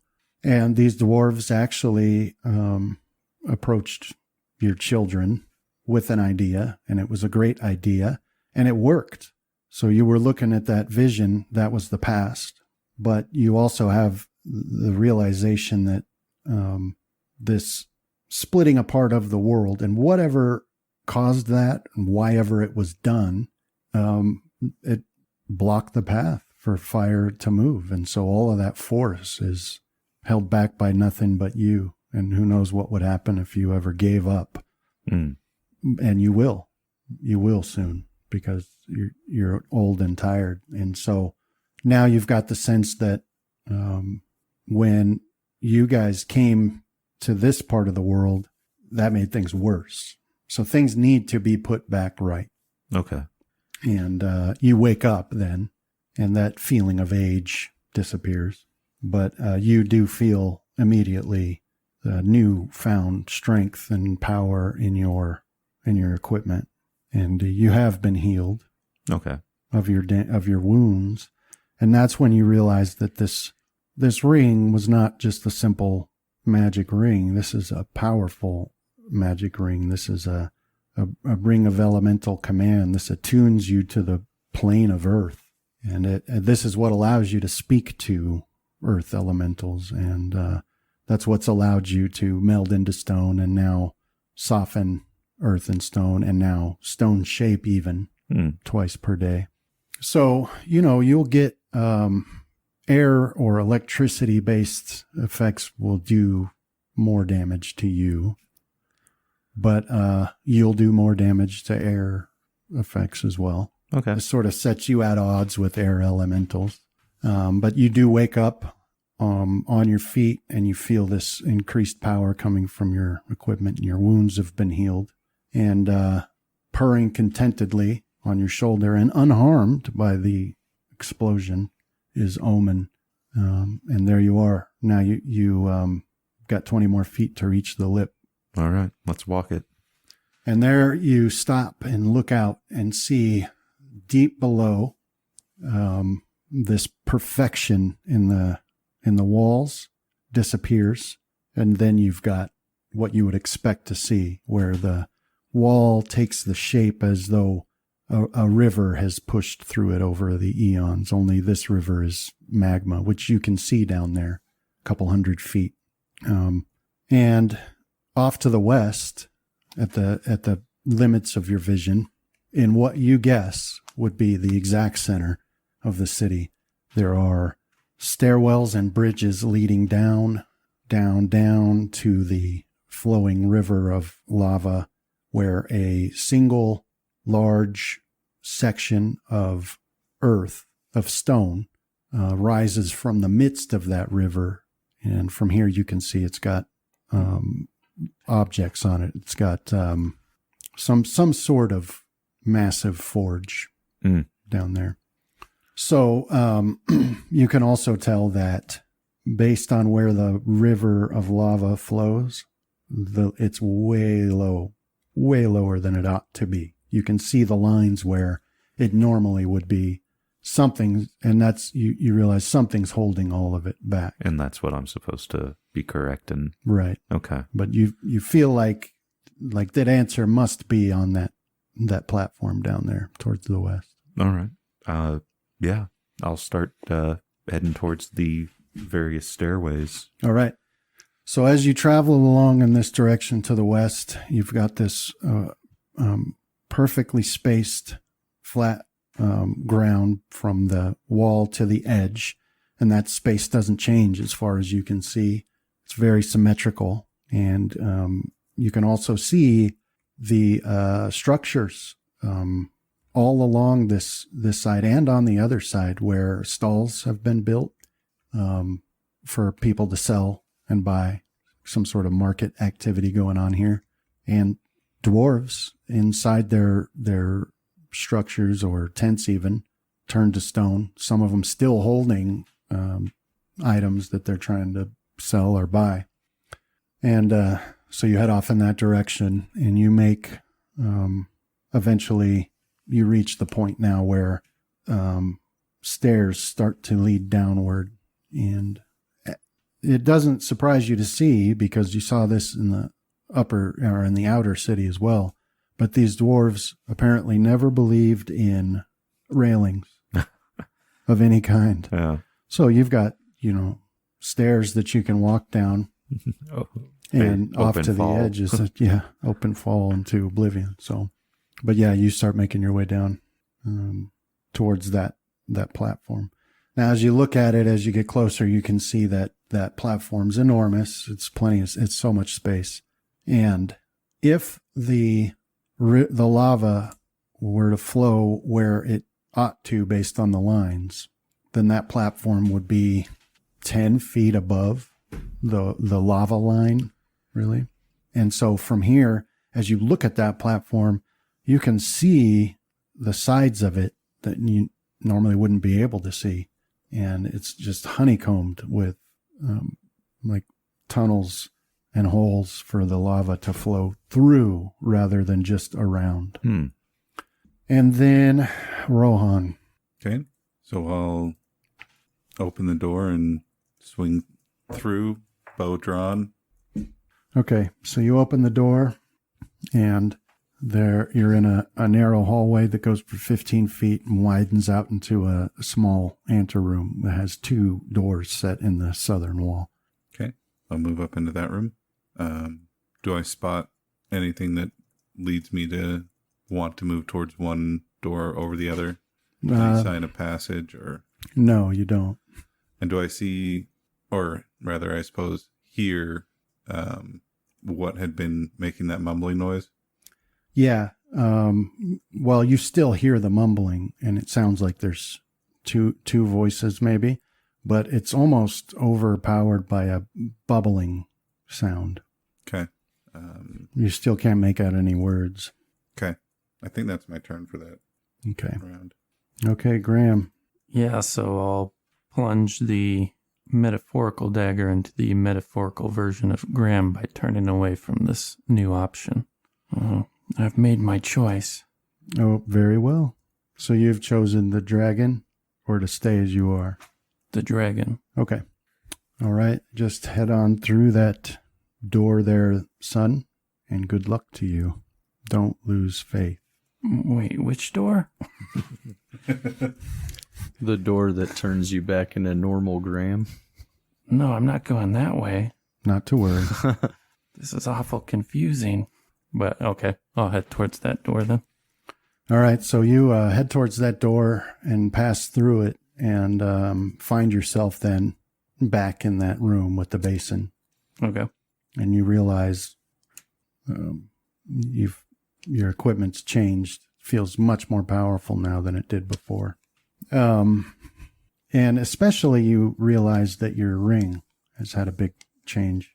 And you understand then that it's much more powerful than you thought, and that it always had been.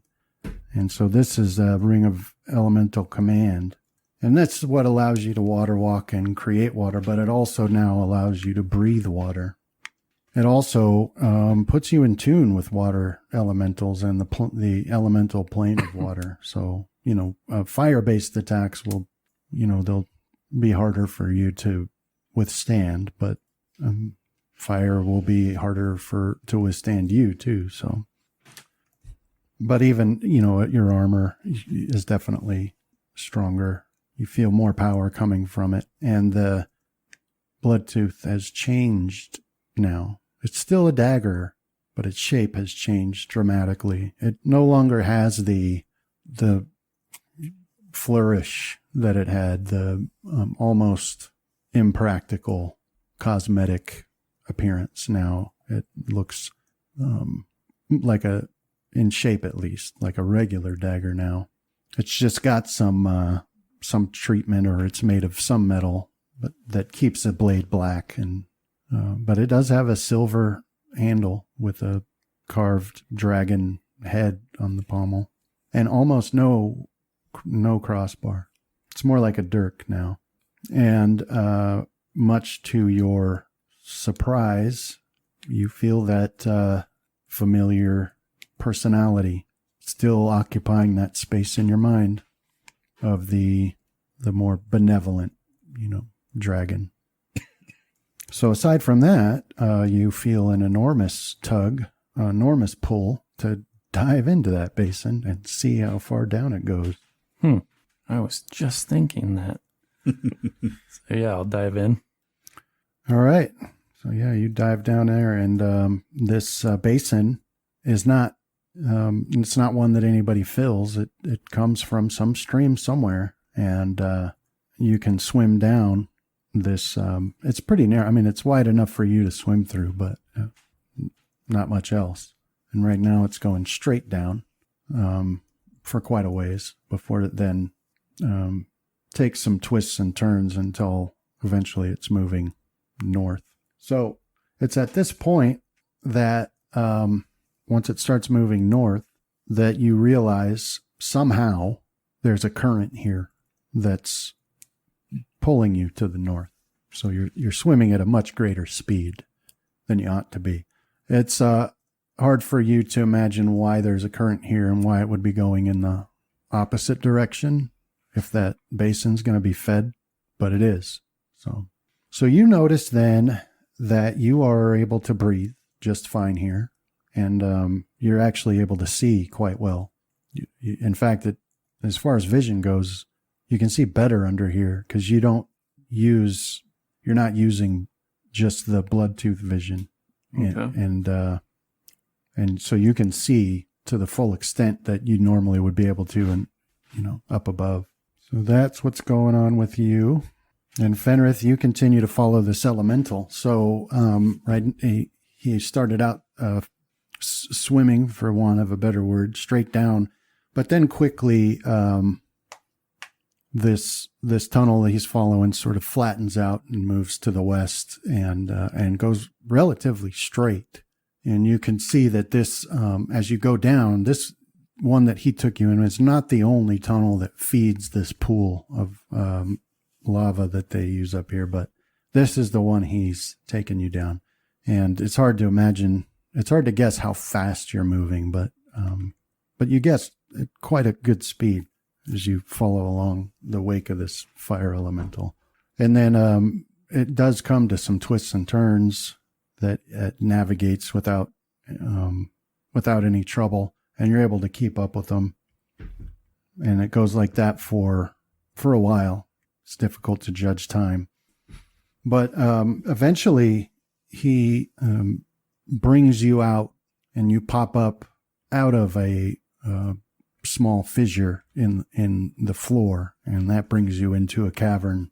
And in this cavern, you can see that there is a a riverbed with but it's dry, and you can look where this elemental is drawing you to, down into that riverbed, where there's like a gate, like a portcullis blocking the lava beyond it. So it's an odd thing to look at because it's a portcullis, and so that lava ought to be able to flow through, but through some magic, it's blocking that lava from pouring through. And as you take a closer look down there, you recognize that it's not a portcullis made out of any earthly substance. It's a huge water elemental that's taken that form, and it stands there blocking this lava from getting through. And you get the sense of rage and frustration from the fire, the lava somehow that's being blocked by this water elemental. So you're looking at 50 feet down to get to the bottom of that riverbed, and 100 or 80 feet north to reach that point where the lava is being obstructed. All right. Yeah, I'll head that way. I'll double move. Okay. Yeah, so you start moving down. There's like some switchbacks on the side of this riverbed that you can navigate. At this point, your righteous might and divine power would all have worn off. And your haste, of course. And then Casimir. All right. Yeah, keep going down the stairs. Do these jackknife, or how are they set up? Yeah, so there's a stairwell leading down, and then it meets at a landing where stairs go up and reach the lip further down from where you are. So like a V shape. From that landing, then a stairwell goes down, meets another landing, and does another split, and then down that you'd finally reach the platform. I see what you're saying. All right, yeah. So I guess I'll just double move. All right. So you move along, and now you've gotten to a point where you can look over that, that island and see what's going on there. And that is an awe-inspiring view because it's got hundreds of individual forges, hundreds. And It's got tracks in the floor for carts to move, materials and finished products. You can see along the wall, now that you've got a better view, that they've got some sort of apparatus set up that it's hard to tell from where you are how it works, but it's clearly a sort of conveyor system that would move items up to the top of the lip, right, without having to be carried by a person or an animal. There are these lining the outsides of this island are these enormous, I mean, the closest thing you've ever seen that they look like would be sort of like a silo, right? They're enormous steel cylinders, and you could see from the top of the lip that the top of them is open. Mm-hmm. I mean, nothing's happening with them right now, but they're huge, and it's hard to tell what those would be for if you don't know much about forging, but they're involved in some way, and they're huge, and they seem to be made out of seamless steel, like the whole apparatus. But as you get down to the last landing and the last set of steps, you can see that all along the edge of this island, there are massive wheels. What's the word I'm looking for? A gear. Sort of gears, but like a grind, like a Millstone. mill wheel, like that thing Conan pushed around for 20 years to get strong. Yeah. Okay. So there's like 4 on each side of this island spaced out. And these wheels have 4 spokes each. And they're not moving now, but at each of those spokes, standing still and not moving at all, are large stone golems. And wrapped around each of these golems are like, it looks like energy at first. And as you get a better view, you can see some features that make you think they're snakes of some sort. And then you realize that they're snakes composed of electricity and air. And that's when you notice that they're air elementals wrapped around these. Somehow they've got their fangs sunk into these golems, and somehow that's doing something. It's keeping them from moving. Binding them. Yeah. Yeah. And so that's what you look down on now as you reach that last landing. Okay. Rowan. Yep. So I'll move to the first door and kind of listen at it to see what's on the other side. We'll start with the one on the left. Okay. There's to listen. Okay. Yeah, that's a good one. So you put your ear to that door, and you hear well enough to note that there is some space between you and the speaker, but now you can definitely hear the speaker, and there are 2 voices, and you can actually make out some of the words. So the one voice you definitely recognize is the beholder, and he is saying, I don't think he, and then it's muffled, but if he were dead. And then the other voice is like really, I don't know the word now, it's escaping me, but it's like, but master, you could destroy him. And then the beholder's like, you fool, we have to finish this, hurry, it's our last chance. I've overextended myself. But master, you're the most powerful. And so they're arguing about something, and over that you can hear the sound of bubbling. All right. So I'll try and do a move silently to unlatch the door so that it's not open, but it can swing freely. Okay. And try not to be heard while I do it. I won't actually open the door, but I'll get it to a point that I can just like push it open. Yeah, you're able to do that. It doesn't make a sound. Okay. Yeah, and then I'll prepare for next round to basically kick it open while still being able to draw my bow. Okay. All right. So Graham, you continue along this tunnel, and you're going faster and faster now without a lot of effort. And that's when you notice then that there are a couple of water elementals on either side of you pulling you along. You look over at him and you instantly recognize him. You feel a kinship for him, right? You feel a friendliness toward him and realize that they're helping hurry you along, though for what purpose, you can't tell. So in almost no time at all, through more twists and turns than you could possibly retrace, you find yourself looking up above you into a lighted room. The angle you're deep enough that you can't see anything. It looks to you like like a well. You're looking up from inside a well.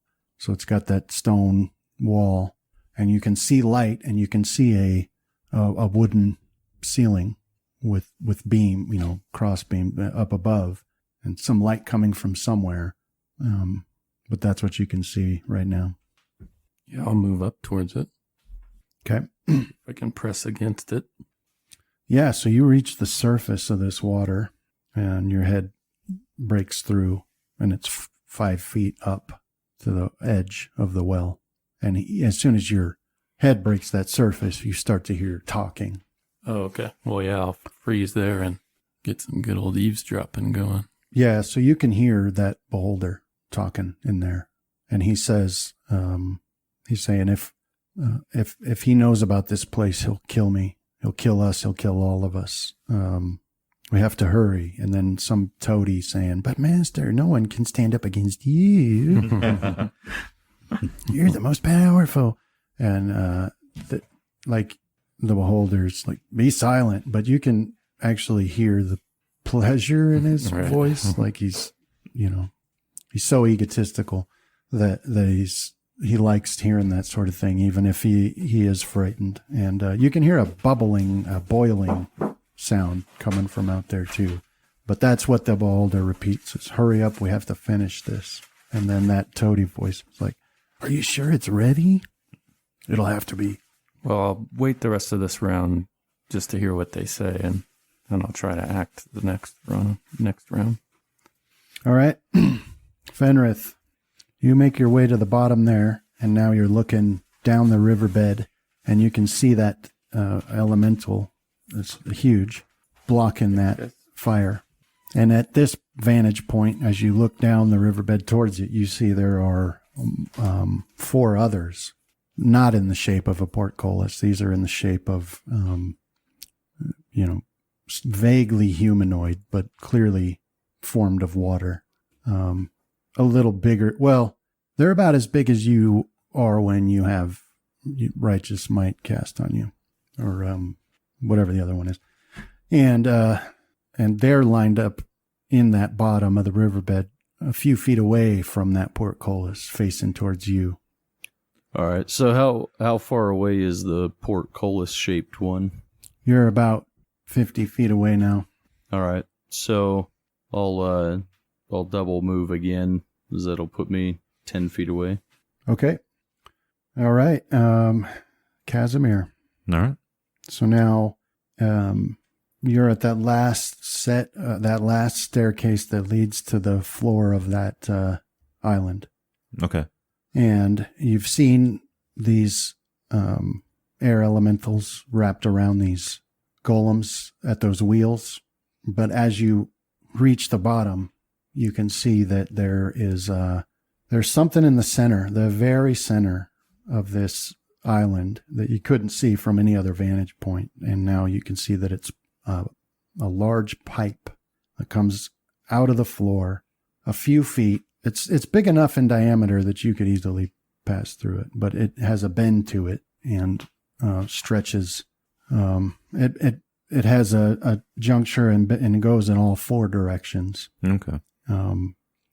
East and west, it doesn't go very far before it narrows down to much smaller and disappears back into the floor. But north and south, it reaches almost the edge and then splits each direction into smaller pipes that then lead to the base of those massive cylinders that I told you about.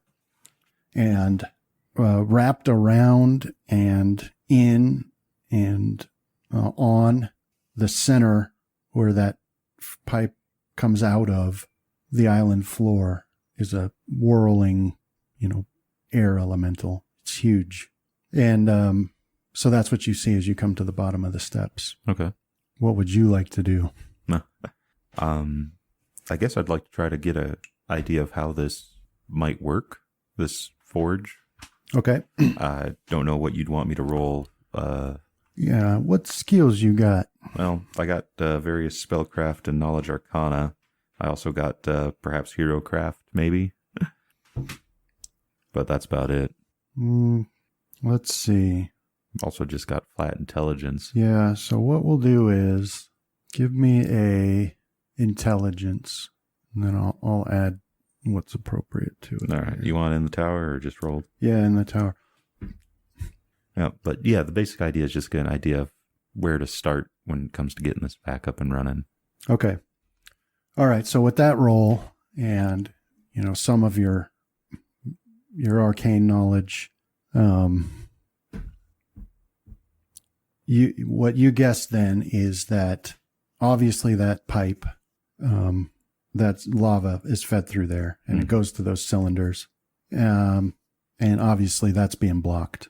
Okay. So that seems important because those cylinders have, down from this level, you can see that they do have smaller, very small pipes from each of them that disappear into the floor, but sort of at a bend so that they would travel just below the surface in different directions towards those forges. Mm-hmm. Also, as you look at these wheels and the golems, the coming out of the top of that wheel is massive, what looks to you like spools of copper wire.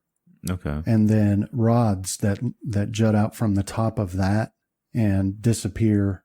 They don't disappear. They rise up and they bend as needed to place themselves above the center of those cylinders. Okay. Who knows what that's for, but it seems important, and obviously they can't work. And now another thing for sure is, wow, that's a lot of stone golems, which are exceptionally difficult to make and take forever to make and are expensive to make. And they take spells. It's just an enormous, and you wouldn't even be able to do it unless you found the proper instructions for it. And there's a lot of stone golem. Yeah. So that's pretty incredible all by itself. Yeah. So that's what you're able to determine. Okay. All right, Rohan. Okay. So as I prepare, I'll knock 2 arrows to my bow, push open the door with my foot, and draw to fire at the beholder as the door swings open. All right. So you push that door open with your foot and you put the arrows to your bow, and then you look into a room, square room, 30 by 30. On the eastern wall are large windows that look out into that yard where that pond is. And on the southern wall is a door. Otherwise, this room is empty.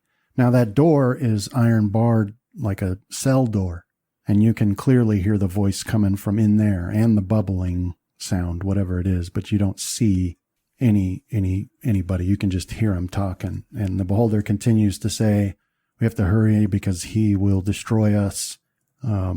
Even I can't stand against him because of your failure." And then how did I fail? I've been here the whole time. And then that other voice is saying, "I don't know if it's ready. We've been working on this a long time." "Well, it has to be ready. It's our last chance." Okay. Yeah, I'll move as far as I can into the room then. Yeah, you can get to that door. Okay. Then I'll move up to that door. Yeah, so from there you can peek around and you can see a slightly narrower room than the one you're in.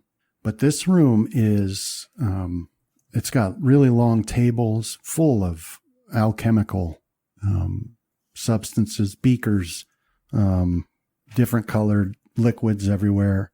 You can see, what you would consider to be spell components, mushrooms and fungi and toads and worms and all manner of things such as that on these big tables. And those 2 tables split the room down the middle, and you can see the people talking the beholder and an elf dressed in robes, much like the sorcerers. And that's where they're talking at one of those tables. Now, on the southern wall, you can see these massive glass cages, I guess, glass tubes, say, Okay. of some sort of substance that's certainly not only water. It gives off an odd, sickly glow, and floating in there, suspended in those, are elves that they're naked and they're floating in there, and there are lots of small, what look to you like hoses made of an odd substance that are hooked into the side of those, and you can see some liquid coming through each of those hoses into the water, and it's creating this odd glow and a distortion, so you can't make out their features very well. Now, there's something on that table that they're by that's giving off some heat somehow, and it's got multiple little platforms with vials sitting on them of different colors, and it's bringing them up to a boil. And then that as you peek around that corner, that's when you see that elf sorcerer. He's taken those vials and dumping them into a larger vat that has those hoses attached to each of those. Okay.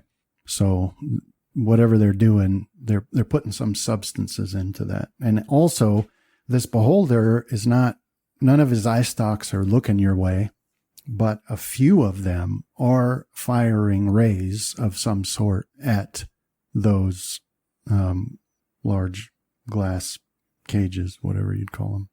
Okay. So that's what you see. And then, Graham, you hear that same conversation. So you know for sure it's that beholder. Yeah, so I was going to activate the water walking on my ring and get on the surface, because you said it was like 5 feet above the surface of the water. Yeah.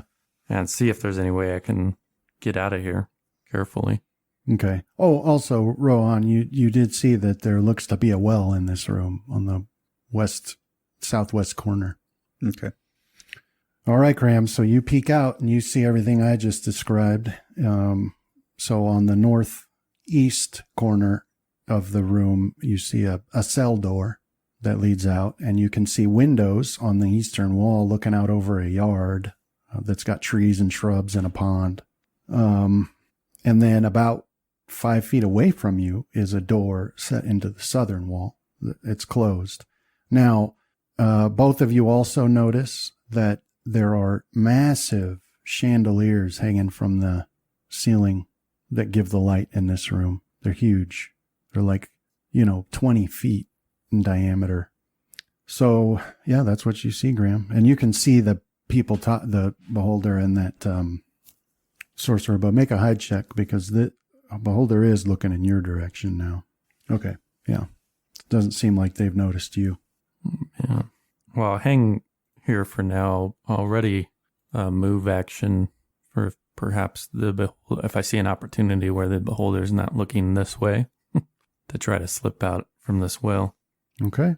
So, yeah, so you're hiding down there, standing on the top of the water. That's where we're going to stop for today. And you all reach the next level. Nice. Thank you. Thank you. Yeah, thanks, man. So- That's pretty neat. Thanks, Brandon. Go ahead and level up, and I will modify your equipment to be as it ought to be for next game session.